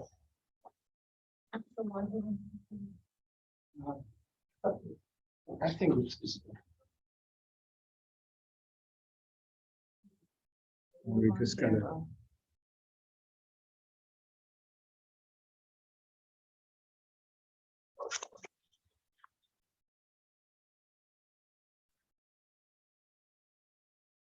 You finish moving it? Yeah, well, I want to, yeah, go ahead.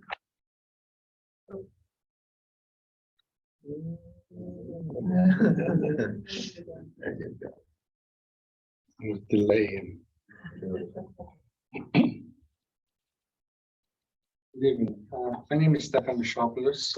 I'm the architect representing Mystic Pizza here tonight. I'm sure you're familiar with Mystic Pizza. It's been an institution in this town forever. Family owned since 1973. Same family has been operating this restaurant. Ever since COVID, all the restaurant industries were scrambling to provide outdoor seating. It became a huge thing ever since the pandemic. And now everybody's enjoying it so much, everybody is looking for it, even though we may be slowly getting out of the pandemic. What my client is trying to do is provide some outdoor seating within the restaurant itself.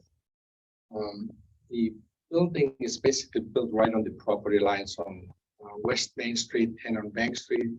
So it doesn't give much room to provide any outdoor seating other than going up. And what we looked at the possibility of demolishing part of the roof that was added in the past. What we had here was two buildings. One, when you're looking at it on the right-hand side, was basically a brick revival. And one on the left was a building with a flat roof, almost like an Italianate style. And when obviously they were joined together, but I'm not sure when the roof was added, the lower roof, which is basically this roof right here. So what we're proposing is taking part of the roof off and extending the existing dining room, which is on the second level, onto the deck. The space for the deck itself is very small. It's like 300 some square feet. To give you an example, what that would be like, basically this space right here that we're sitting in, between the columns and myself. That's basically the size of the deck. But one of the other things we're doing is providing a screen for the existing equipment that's on the roof presently now. And by the suggestion of the recommendation of the Architectural Review Board, we're extending this low parapet to go around the backside too. This is existing here, as you can see from the existing photograph. And we're keeping that there. We're building inside of it, we're building an additional guardrail, which is basically made out of the stainless steel rods and stained wood on top of it. The kind of detail of that.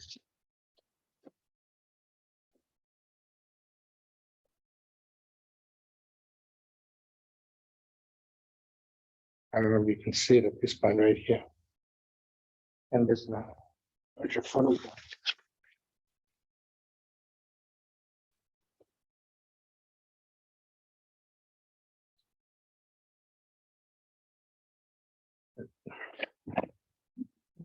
There's a hesitation as well.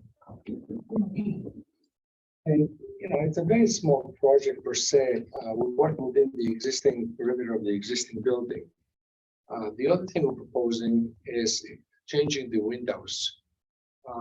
We want to be able to somehow create the second level dining room as an indoor-outdoor space and change the windows by using lift windows instead of just small, taking advantage of the whole window opening to open up, and provide a guardrail again, so when you're standing inside, because it's going to go lower to the floor, approximately 18 inches from the floor, and provide the same guardrail that we have on the deck and tie the two spaces together.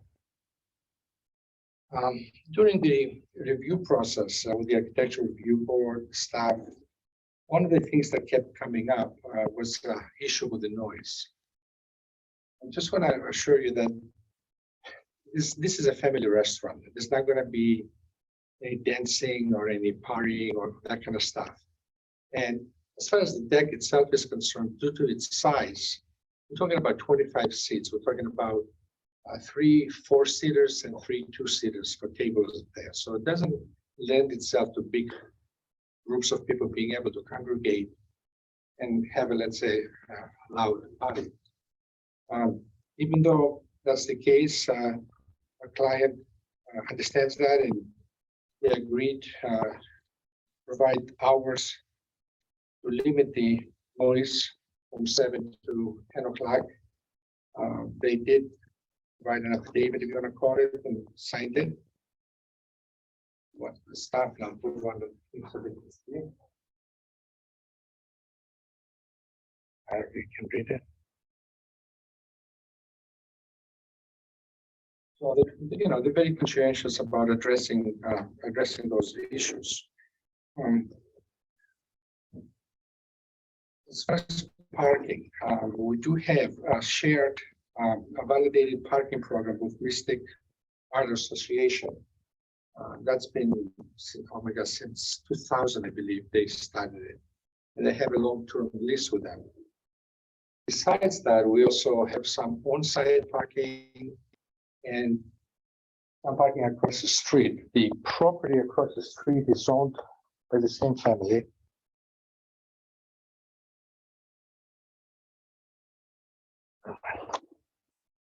And they're using like 6, maybe 8 cars sometimes for employee parking. It's on the sheet. We should all forward this. Let me move it. Okay, here we go. Here we go. Okay.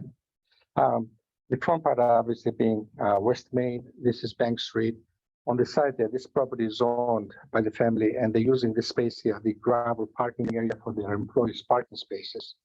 They also have 4 spaces in the back on-site parking. The rest of it is basically for deliveries, which is basically a right of way that comes in and goes out, both for the, what used to be the bank and their space. Part of the requirements for providing outdoor space, we have to provide ADA compliance percentage-wise spaces. And the only place we could do that was up in the corner of the building itself. Sorry about that. Let me say here. A larger scale of that would be right here. And we're very easily being able to accommodate that and still provide a 5-foot clear space for pedestrian traffic. And you can see all that as part of the 5-foot circles and the seating that we're providing there also. Basically, that's only for ADA compliance that we're required by law, by building code requirements to provide that. Since we're providing outdoor space and they can get access to the second level, we have to provide someplace else for them the same kind of services. Trying to think what else I can tell you. Like I said, it's a very simple project. Would be more than happy to answer any questions that you might have.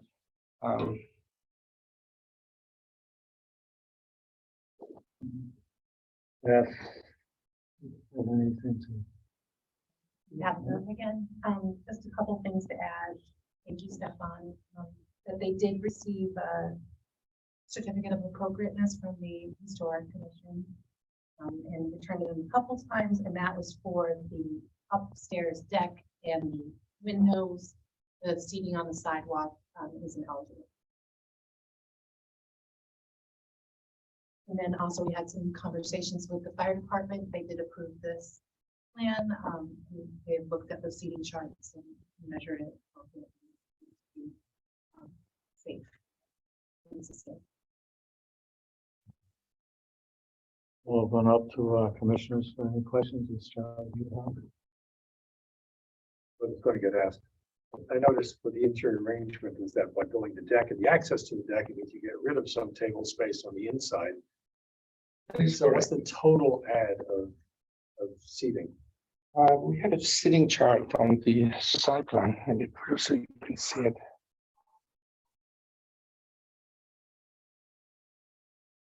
Reflects the Like the main dining room, which is on the lower level, is 87 seats.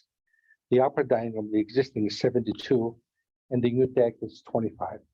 So it leaves it with 72. Or It does leave it because we're putting the stair. There's presently a service station that the girls use, and we're using part of that service station to create the 2, possibly 3 steps. We're not sure yet. it's quite a bit going on there. So Yeah. so the service station just goes away. Well, no, we're gonna minimize the service station, relocate it also. We're providing another service station on the deck itself too, so.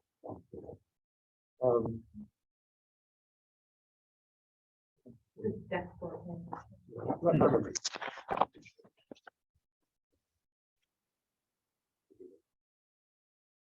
There you go. Considering the size, I think it must be awfully big tables because. No, they're to scale. Okay. This, like, to give you an example, this here is like 16 feet. That's correct, because we're maintaining the carpet that's there, and we're building it against. A worst case scenario, because I can't imagine wait staff maneuvering to that corner of the table. While sitting in those chairs, so I'm sure that will evolve. Good luck with it. Again, that's sitting, I mean, will they move around possibly, you know? With regard to the noise that I get, just because you've got an outdoor speaker downstairs, it's controlled by what, the guy behind the bar? I'm not quite sure, so he never knows how loud it is. I think it's from the office upstairs, they have it piped in. Even worse. So that's kind of the issue, is that whoever's setting it doesn't know how loud it is outside until somebody complains, and then the next person shows up and it changes. So is it the expectation to have a speaker up on that? No, they're not putting any music up there at all. It's a very quiet place, just to enjoy the outdoor space, and there's plenty of music coming in from next door from the beer. Mostly, your place has it, from the inside. Yours has it from under the canopy, I believe. That's what I was actually going to ask, saying, I'd love to get rid of that speaker because it accomplishes nothing. Well, that's something we can address. It's not a, absolutely, we can address that. That would be great. I don't know what it achieves. It's not like nobody knows Mystic Pizza isn't there. There's a line at the place where people take pictures. Take the pictures with the sign. That's correct, yeah. I would love to see that go on as part of this, even if you have music, because now there won't be any music at all up in that deck, as long as the speaker's in the back corner, so it wouldn't bother anybody else. You shouldn't be going down the sidewalk listening to top 40. It just, That can be addressed easily just by the volume control. So we'll address that. the wrong guy's in charge of the volume control. It's in an office. None of the wait staffs can even get to it. Okay, the management should have access to it, to the office. So there's always a manager there, but I understand what you're saying. Yeah, they have to go 2 flights of stairs to turn the music down, and they might not. Yeah, I understand what you're saying. Hopefully we can establish a level that, we're happy with and put a tape on the volume so nobody touches. Do we have any other motion on any action on volume for sidewalk? We have like 2 or 3 other places now that have outside speakers. It's actually not too bad right now. We can say noise is limited to the hours of 7 AM to 10 PM. No, but the noise is not the problem. 7 a.m. to 10. Because if you walk by that sidewalk and it's quiet and you listen to top 40 as you're going on the sidewalk, it's invasive. And it's kind of had it for a long time, and so we think, oh, well, that's just them, but I shouldn't be raising my voice to walk down the sidewalk, and I'm looking at an opportunity to kind of codify, not keep it down below 65 dB. I heard Stefan say there would be no music up there. Yeah, we're not playing. Well, that's just upstairs. Well, I mean, maybe Some that's. modifications. I'd say, fine. You walk downhill. Decibel standards in the regs. Does it have a certain decibel point? It was, we had Pizzetta, and we actually had them change the speakers, so they faced in. So you weren't having it blasted out to the sidewalk. We did things, and they volunteered actually a lot of things I'm sure they too. would if they're told what to do.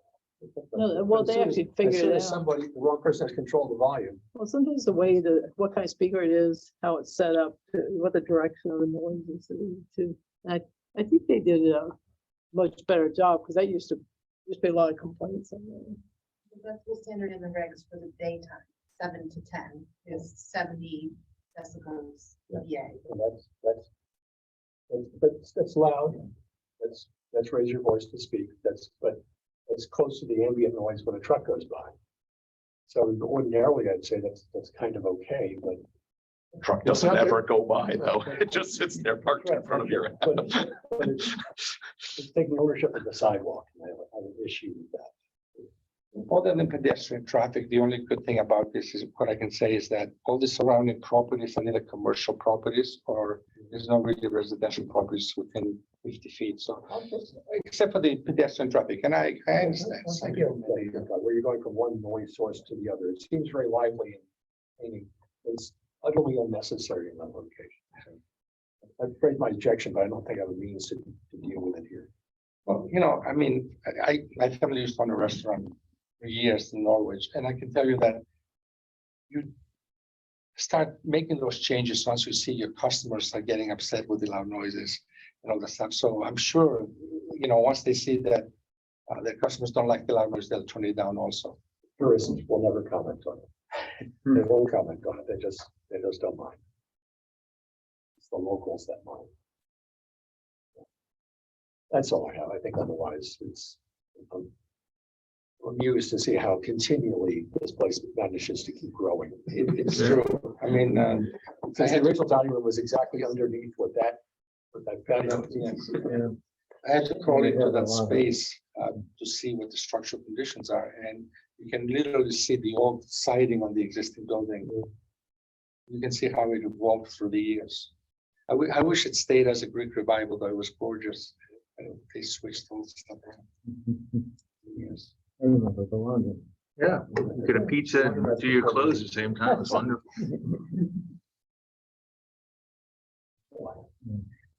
So I guess I don't even know which what to ask, but my concern is the noise would be one thing, and if we can not have music up there, that would be ideal to me. And then so maybe it's already addressed, water on this, where does it go? And then water coming off of the main roof that's gonna be now dumping onto this, where does that go? And then the third thing I would like to see is the rail, its height, I believe would be 42.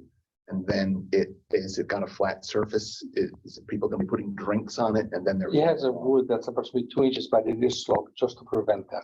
That's what I want to make sure if there aren't cups or glasses or something hitting the sidewalk. So the water, and my concern is mostly how it's being dumped onto the sidewalk. We're not changing any of that. That maintains the same. And the reason being is, if you look at the location of the deck itself, providing you can see the gutter there already. That's existing. Yeah. And the same thing for the roof.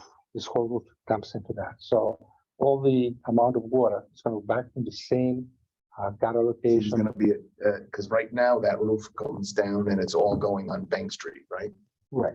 And so the gutter's gonna wrap around two sides. No, the gutter is existing. It's there already. There's a picture. Let me show you the picture.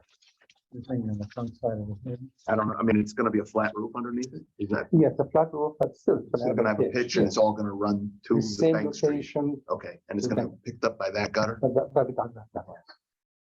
It's gonna run, it's just gonna go under that parapet. Right, you can literally see it. All right, just wanted, and that's So just. we're not gonna be- changing any direction of the water. That's, and the house, the main, Greek Revival, there's a gutter up there already, or Yeah. there's gonna be one installed? Well, we're gonna install in the part that we're taking the roof off. We're gonna install one here and then dump it back onto the old roof again to come back down again. Same location. Okay, and how much, soffit area is there on that building, or is there? Something that, does that project off of the wall of the building, or is the water coming right down to the, because that's all, that roof line's being. There is no soffit. There's only maybe 7-8 inches, but just enough for the gutter and the soffit itself of the roof. That's fine. Mostly, I would be concerned about people putting things on that rail. As long as it's, That's why, designed in a way. that's why when we decided we put it in the flat. slope and it's only a 2-inch wood. That's all. No shot glass. But you get hit in the head with a shot glass, you'll be sorry. Well, hopefully they won't be doing shots here. This is not a, it's not a bar, it's not a, it's more of a family restaurant, so. No, I haven't read that. Pizza. So. You said 7 to 10 is the operation? No, that's the noise, the time of noise. I believe they open at 10 in the morning, 10 to 9. How late will the deck be open? Same hours, 9 o'clock. When the place goes down, that closes down too. And I assume that, these tables stay out there all the time, probably umbrellas. During the season, yes. One, obviously, and the other thing, keep in mind, this is only going to be used, what, 4 or 5 months out of the year, maybe even less with inclement weather, raining days and stuff like that. So those days, they move the furniture in the basement. At winter time, that is. This is an approved use, right, for that particular site? It wasn't a pre-existing non-conformance. Okay. I think, that's all, that's it. So in the conditions, do we say no music on that deck at all? Specific wording Right. is that noise is limited to the hours of 7 AM to 10 PM. So we don't say no external speakers or anything like that at all. Okay, that's all. That's it. Can I, one more question? You were talking about the handicap. What is that? So you're putting a table outside? Is that the idea on the sidewalk? On the sidewalk, correct. For handicap people? That is correct, because we're providing outdoor space that we didn't have before. We have to provide the same kind of service for ADA compliance for handicapped people. So since we can't do it obviously on the second level, they can get to it. We're providing it on the sidewalk. And we talked with the public works and we all know about it. They have no issues with it. Creates, Except that it's just, well, I guess it would be the same, you couldn't use it. You can't use that space when it's raining, but you wouldn't use the deck when it's raining. Right. Does seem like it, is sort of, less than, and the reason is we also put a picture here so you can see the location as far as what we drew here, so you can get a better idea. is that gonna be only for, ADA compliance. no one else is gonna be sitting out there? If we let somebody else sit there, then we don't have space for ADA compliance, so it's gonna have a sign ADA compliance only.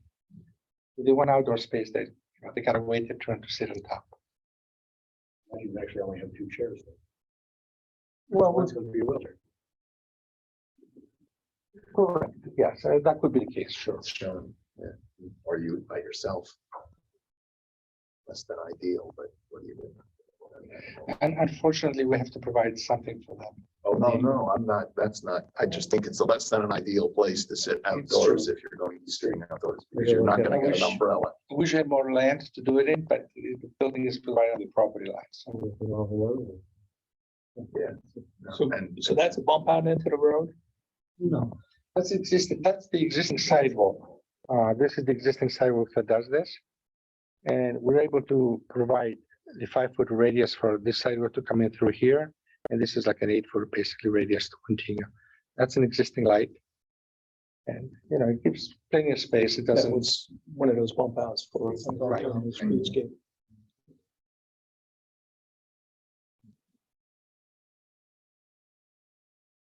Is there a kickboard on this roof? what I'm saying. Kickboard so that things don't Well, get shut off the The side? parapet itself is a good 1.5 foot from the floor. Oh, it is, okay. And even on the Because windows, it didn't look like that in the pictures. and you can see the young lady, you can see half of her only. how if someone pulls up and sits at that seat? Will the people inside know that they're even there? Well, we're gonna have a hostess. They can't just go there. We're gonna be sitting people.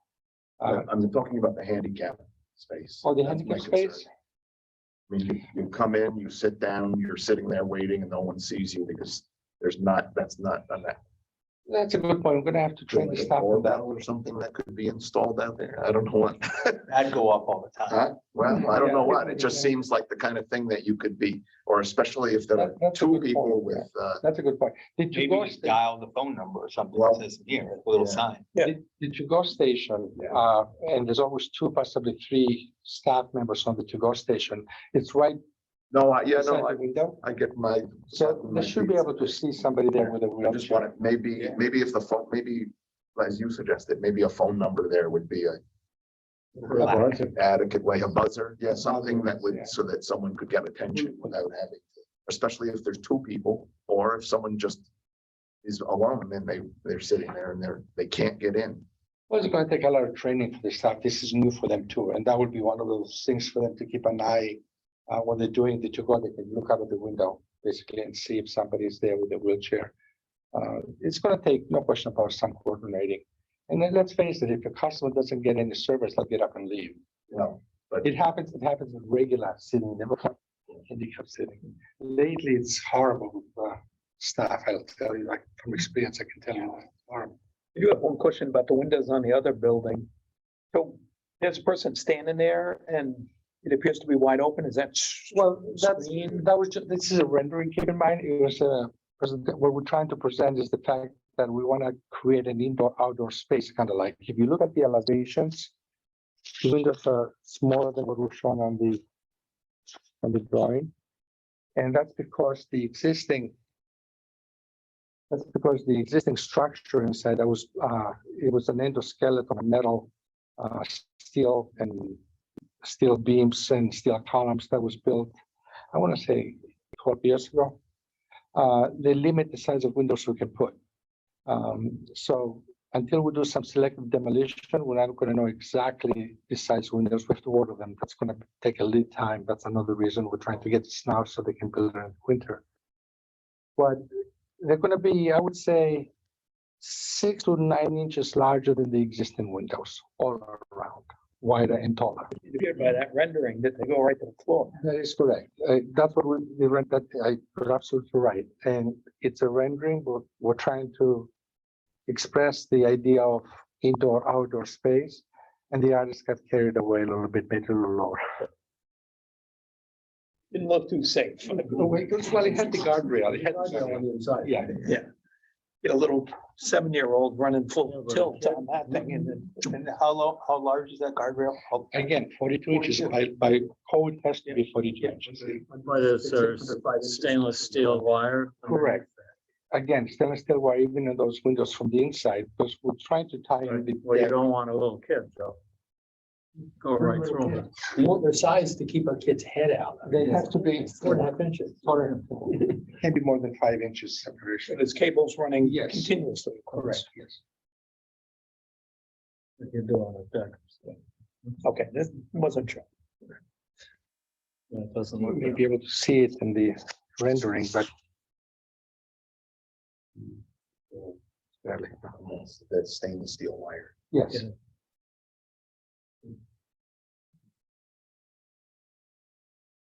Anyone have any other questions? Good. Staff, have anything else to add? So we have a motion. And does anyone, have you seen the motion? And we have. I do have,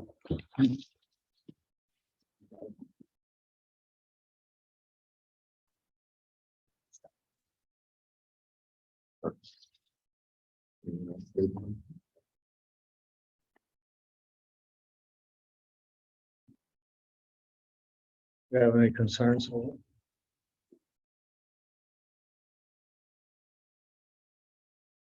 Doesn't really. some common sense stuff. Absolutely, all the stuff will be applied. Do I make a motion? Well, yeah, certainly. To approve site plan SIT 22-07, 56 West Main Street, Mystic Pizza with the following modifications. The owner shall participate in a parking validation program. Signs shall be posted at the entrances, cash registers, menus, and at all outdoor seating areas to notify customers of participation in the parking validation program. Evidence of participation must be submitted to the site plan application and be annually provided to the Office of Planning and Development Services. A sign shall, number 2, a sign shall be posted in the central location of the outdoor deck, which specifies noise is limited to the hours of 7 a.m. to 10 p.m. Number 3, any awnings are to be adequately secured and retractable. Any umbrellas over tables shall be adequately weighted. Number 4, technical items as raised by staff shall be addressed. Moved and seconded by Halzon. Any discussion? You're smiling. No, I'm glad you're doing that. I'll forget. I guess just the idea of noise is sort of so imprecise, you know, that I don't know what that means. That would be my biggest concern. Anyone have any? I have a real issue, and what it's raised too, is that right now there's not expected to be any amplified music up there, like a speaker. Yeah, I think maybe I would like to not, that's what I would like to see, I think, is amplified, nor shall any. amplified, You want to make a Any motion? speakers, don't have speakers up there. So you want to make an nothing amendment? beyond just human speaking. You want to make an amendment? Oh, yeah, what you want to add item 4? Be part of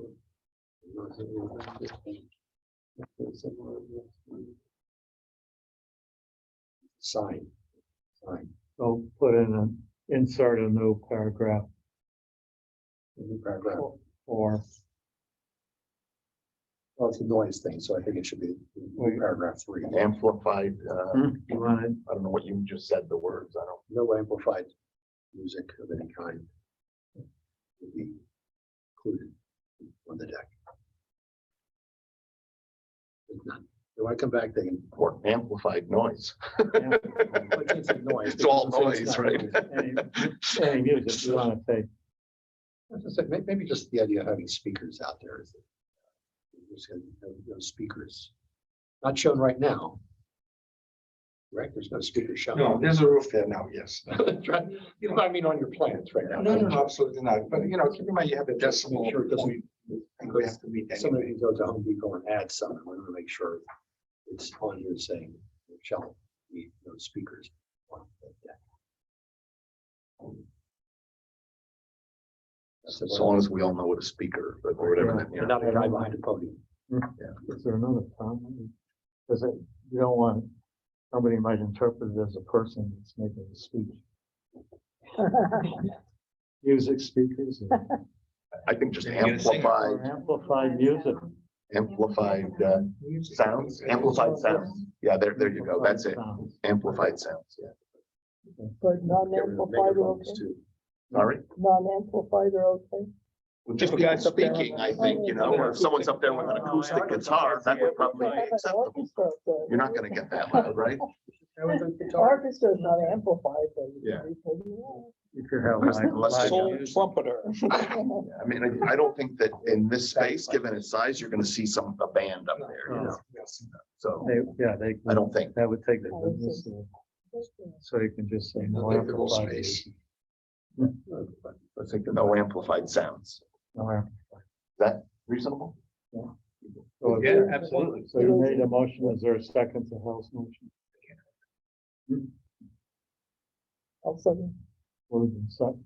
Bruce Sutherland, second amendment. We'll vote on Hell's sound motion. All those in favor of the amendment? Say aye. Aye. Any opposed? Any abstentions? Motion for the amendment is passed unanimously. Then we have the main motion for the approval of the site plan for SIT 2207. All those in favor say aye. Aye. Any opposed? Any abstentions? Motion is carried unanimously. Thank you. Good luck. Okay. With all this going on. Becoming a big issue. Everybody just wants to have the speaker out there. Well, but it Well, it's noise. it amplifies its. Oh, no, that's all you hear. And that's becoming. Notice on the site plan, it calls for Shawmut Bank. Saw that. No, no, it went to Shaw, not to Bank of America. Right, I know. Now it's the group. Well, it's like. I like The, having history in here, but it's. so it's like the McCoy building, for that new one they built right next to the oyster place. Oh. They referred that in the plans as the Emporium building. Well, it is to Because us. everybody knows what the Emporium building. Actually, Shawmut Bank is Shawmut not really that Bank. old. It was something else, right? It was Hartford National Well, it originally. probably was. Originally, it was the river. Huh? Originally, it was Mystic River Bank. That's what it said on it. Ah. And then it became Hartford National. And they merged with Shawmut. And then Bank of America bought them out. Oh, that's right. There you go. And then they left. I didn't like it. Okay, new business. We have 3 items that are listed here. Little Earth Products, Coast Star Highway Apartments and Ledges. Referrals, we have ZBA referral for Circle Motors of Groton. 12. So 894 Route 12 is just north of the apartments, the North Pleasant Valley Road apartments that were recently built. There's a foundation there. There had been a hotel that burned probably 25 or 30 years ago. So there's just a foundation and a parking lot, small lot. So this variance, the applicant is asking for a use variance to allow vehicle repair in the CN zone. A major major repairs not allowed in the CN zone. And what's the hardship? They need to move their business from the city.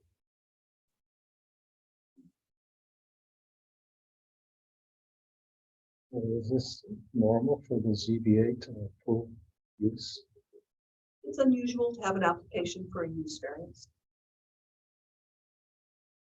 Not a great place for it. Hmm. In our corner, right around the corner from, what did we rename the street? Yeah, the capital. Submarine capital of the world, or something. road, or whatever it is. Sounds awful. And repairs. No road, great. What have they asked us to do? Oh, we have the right to, This is just, it's a review. Is it consistent with the plan of conservation and development? Recommendation you want to make. Board of Appeals. They'll evaluate whether or not the hardship is something that can be accommodated. Do we know anything about the, why they're moving on to city? We have to give a recommendation tonight. Yes. yes, hearings because it's tomorrow night. on the agenda for tomorrow. But I'm hearing it is inconsistent. That's correct. It's inconsistent. It's not like we say, yeah, but we really like to have an intense repair place there. Oh, you want to say it's inconsistent It's inconsistent. with a POCD or with the zone? Or That's the why use I is would want to go and look at, really. Like if it was gonna, if we were gonna say something with POCD, I'd want to find something specific. But, and I don't know if we, I mean, it's not a recommended change on the future land use map. No, It's not it's a just recommended zone inconsistent change. with the zone. Well, it's right adjacent to the apartments, right? And that's what this whole CN. district was, Well, And the neighborhood commercial, so minor repairs are, vehicle repairs, that is allowed in the CN. But This is the major. type of work that these folks do really fall under major. So it's inconsistent with our zoning. Right, which is why they're asking for a use variance, right? So I think we should say that it's inconsistent and remain so.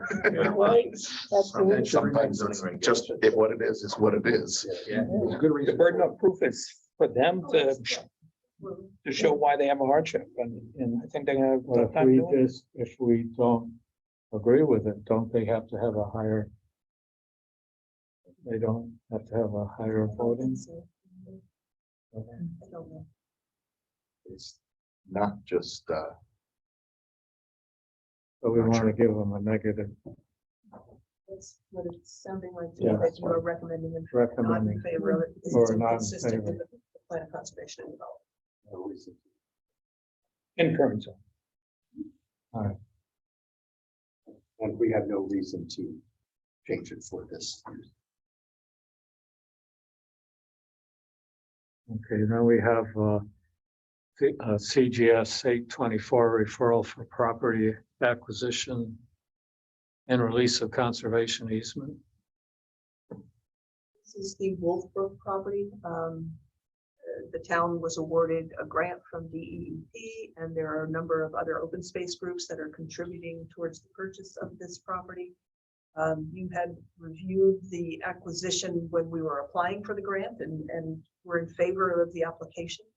But 824 requires that the commission look at it for acquisition, and then the state, as part of their grant, is requiring that the limited conservation easement on the property be released, and then the state will actually put a conservation easement on the entire parcel.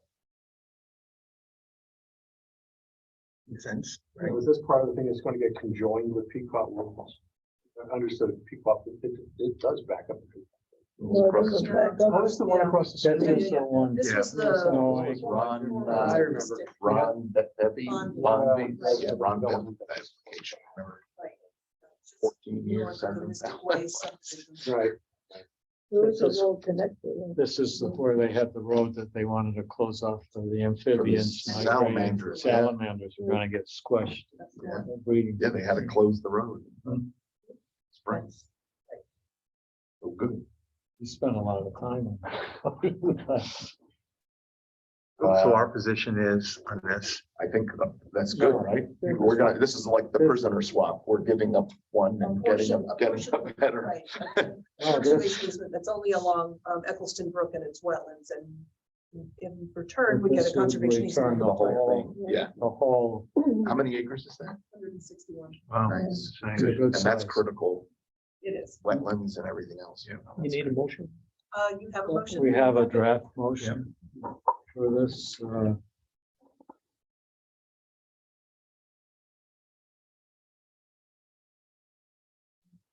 Yeah, we have extra. Should we start this motion to just say that the Planning and Zoning Commission supports town acquisition of the property or something to figure? Well, I just thought it might be good. Sounds nice. And this is because what's here is really the rationale for it. So we could just have a motion for acquisition of the town acquisition of the Wolf Brook development property on Knowing Ledger Road. So we supports the town acquisition of this property.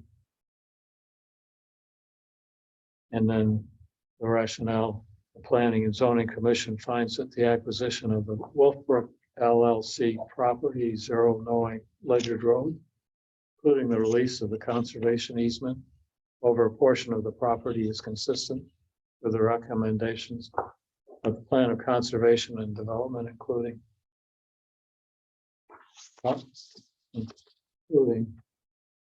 protect other important natural resources, in 2-4,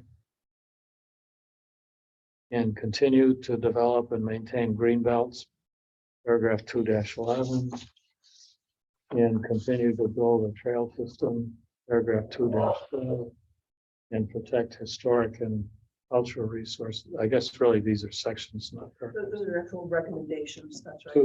2-22. No, I was saying that paragraphs, they're really sections should be changed. I'll move that motion. Second to that. It's moved and seconded. Is there any discussion on the motion? Hearing none, then we'll vote on the motion for the Wolf Brook property. All those in favor say aye. Aye. Any opposed? Any abstentions? Motion is carried unanimously. Right. I guess this finishes our major business. Next item, reported chair. Did sit down with the town manager, the mayor, last Friday for a meeting to talk about short-term rentals as to where they stand. It's called by the town manager. And Juan indicated that the council right now is holding off on any further action, immediate action on the short-term rentals until we've done our thing with the regulation. And then before, we won't have sit down with them until after that, which is 2 months away. That's what Jeff, did you put before him that we believe that it should be hand in hand, and did he indicate that you believed it could be an ordinance? Oh, that's what, yes, so that's what he's talking about. I understand that, but did he say that? Well, Or the town manager? no, they understand that, yeah. There was a newspaper article, Right. Sunday, On Sunday, right. and it said in there that the mayor was agreeable to having like a. That was. Or is that from what a you were long talking? Time ago. Oh, okay. All right. That was not what was talking. Okay. Basic, because we sent a letter to him requesting that. We sit down. Oh, okay, all right. There was just some things in that article that I thought, boy, I'm learning this for the first time. I didn't think it was Well, up the to date. reporter Yeah. wasn't up to speed. Right. Hmm. But that's what basically came out of this meeting. There's also that town manager made an interesting comment about the oral school property. He thought that the state wants to proceed with going through and selling the property to Restful. But he says they hope that time would run out first.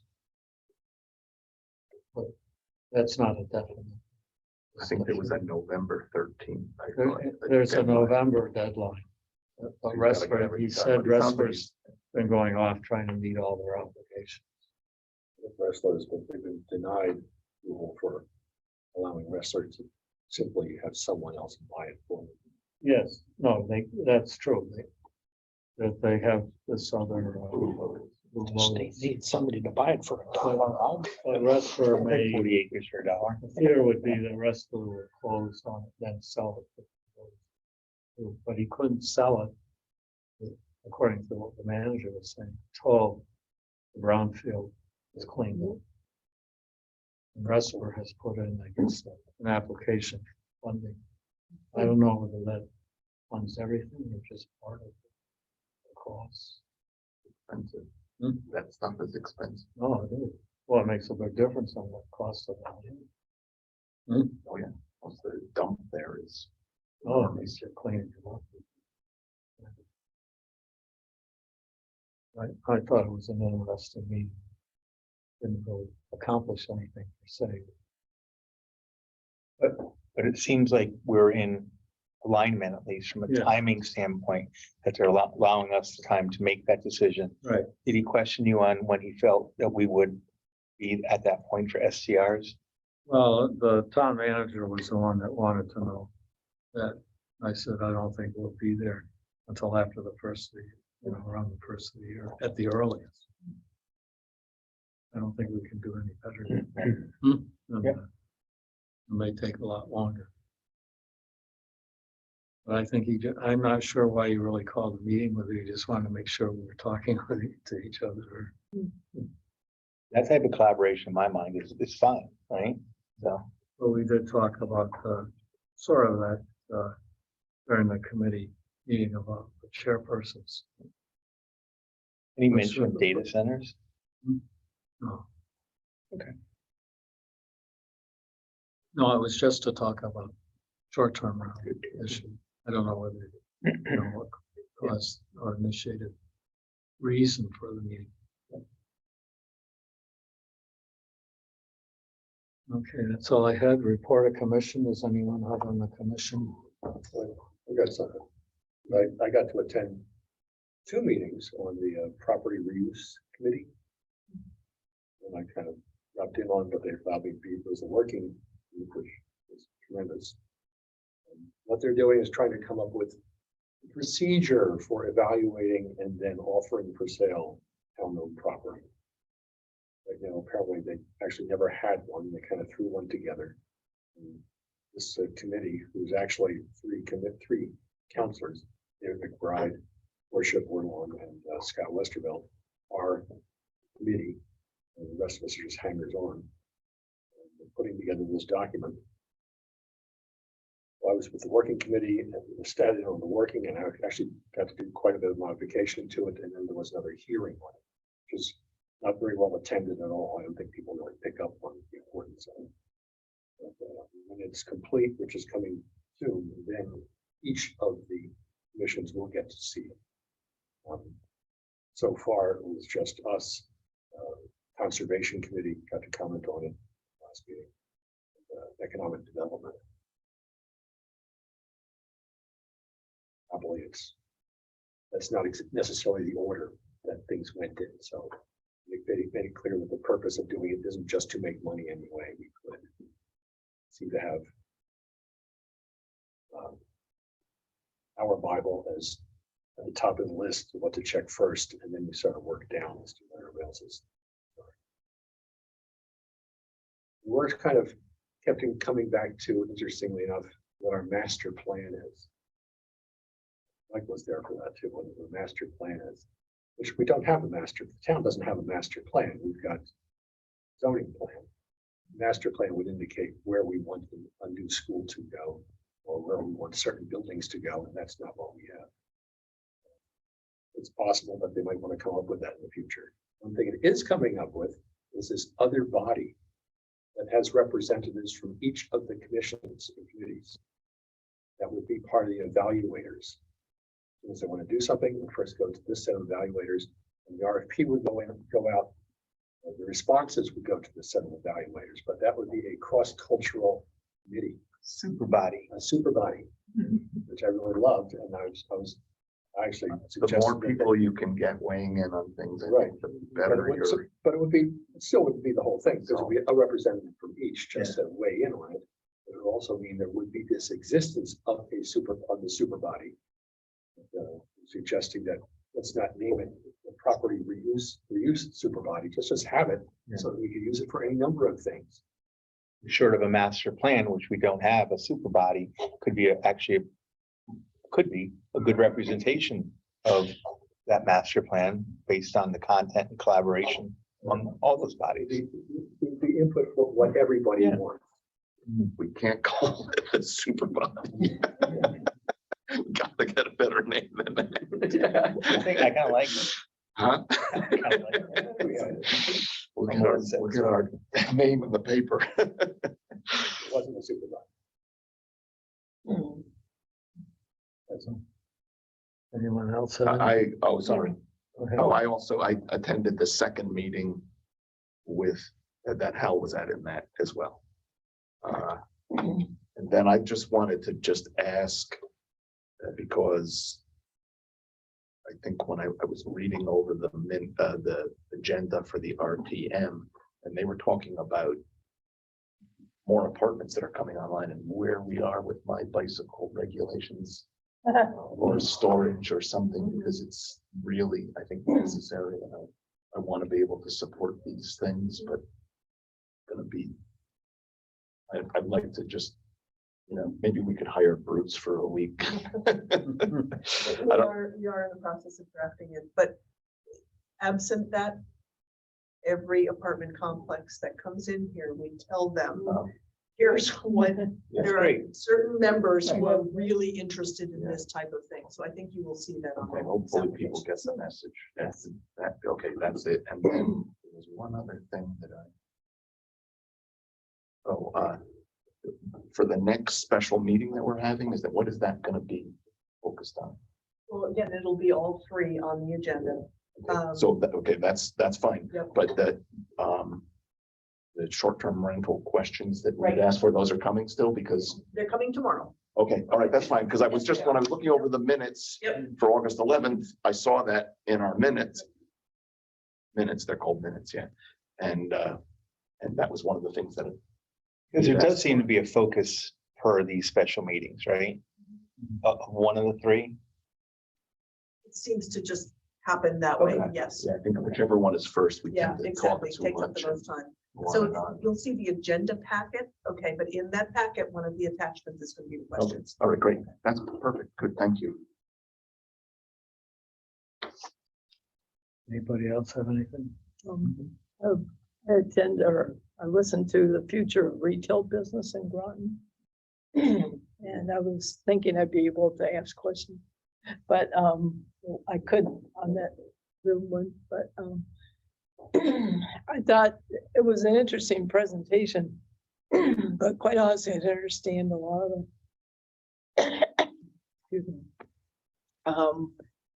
It's talking about what Groton really needs or didn't need, and say, well, people shop outside of Groton. Well, of course they do, but they're not adding in things like, I mean, shopping to me, retail has really changed. I mean, I look at personally, I mean, I'm like an Amazon Prime person, I'll confess. I mean, but it's like with COVID and everything else and the groceries and other purchases, I think a lot of people just went do it online now.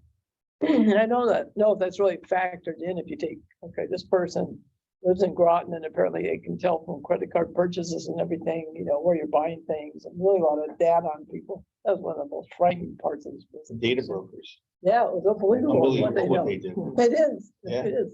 So I was like, okay, they know everything, but do they know my Amazon piece, what they're,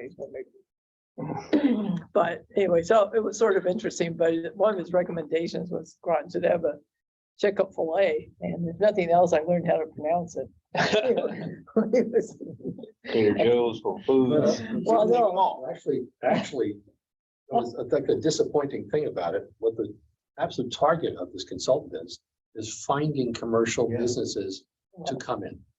right, well, He's just a broker oh, yeah. between commercial businesses and saying, here's what you guys could use, and I'll give you their names. That was kind of it. Yeah, he admitted it. But it was a Really. lot of places like fast food that he was. promoting. Absolutely. Well, And we have a whole street dedicated to fast food. Well, the other one was Bass Pro Shops, right? Yeah. And you're kind of like, why are we getting these big Those- businesses? Those are the things you don't want. Actually, I think I'm the one who raised the Yeah. Bass Pro question. Saying, great for the town of Groton. If a Bass Pro Shop came in and replaced the shopping center, that would be an economic boon and the death of downtown. And that really wasn't responded to. They- But anyway, well, always good, I guess, to listen to these things, if nothing else, to find out the data. Yeah, that'd be nice. Anybody have anything else? The staff, report of staff. Just wanted to let you guys know that the agenda packet's coming tomorrow. Good. So with the questions that we will be wanting your answers back by Tuesday before the Wednesday meeting. Oh, really? Okay, Yes. sorry. No, that's fine. I just, That's good. How many? I don't remember how many, but I think there were 3 pages, but there were, no, but there was space underneath each question to write on, so it's not as bad as it But sounds. all digitally, we can reply digitally. Yes, yes, Okay. yes. I'm That just is thinking if with we can make it a confidence. fillable form before we send it Yeah, out. I know. Yeah, that would be easier. well, yeah, that would be, Yeah. or we could just send it. Well, if If it's a Word doc, we can, If it's Word, you can It's a Word just, document. you can just do that.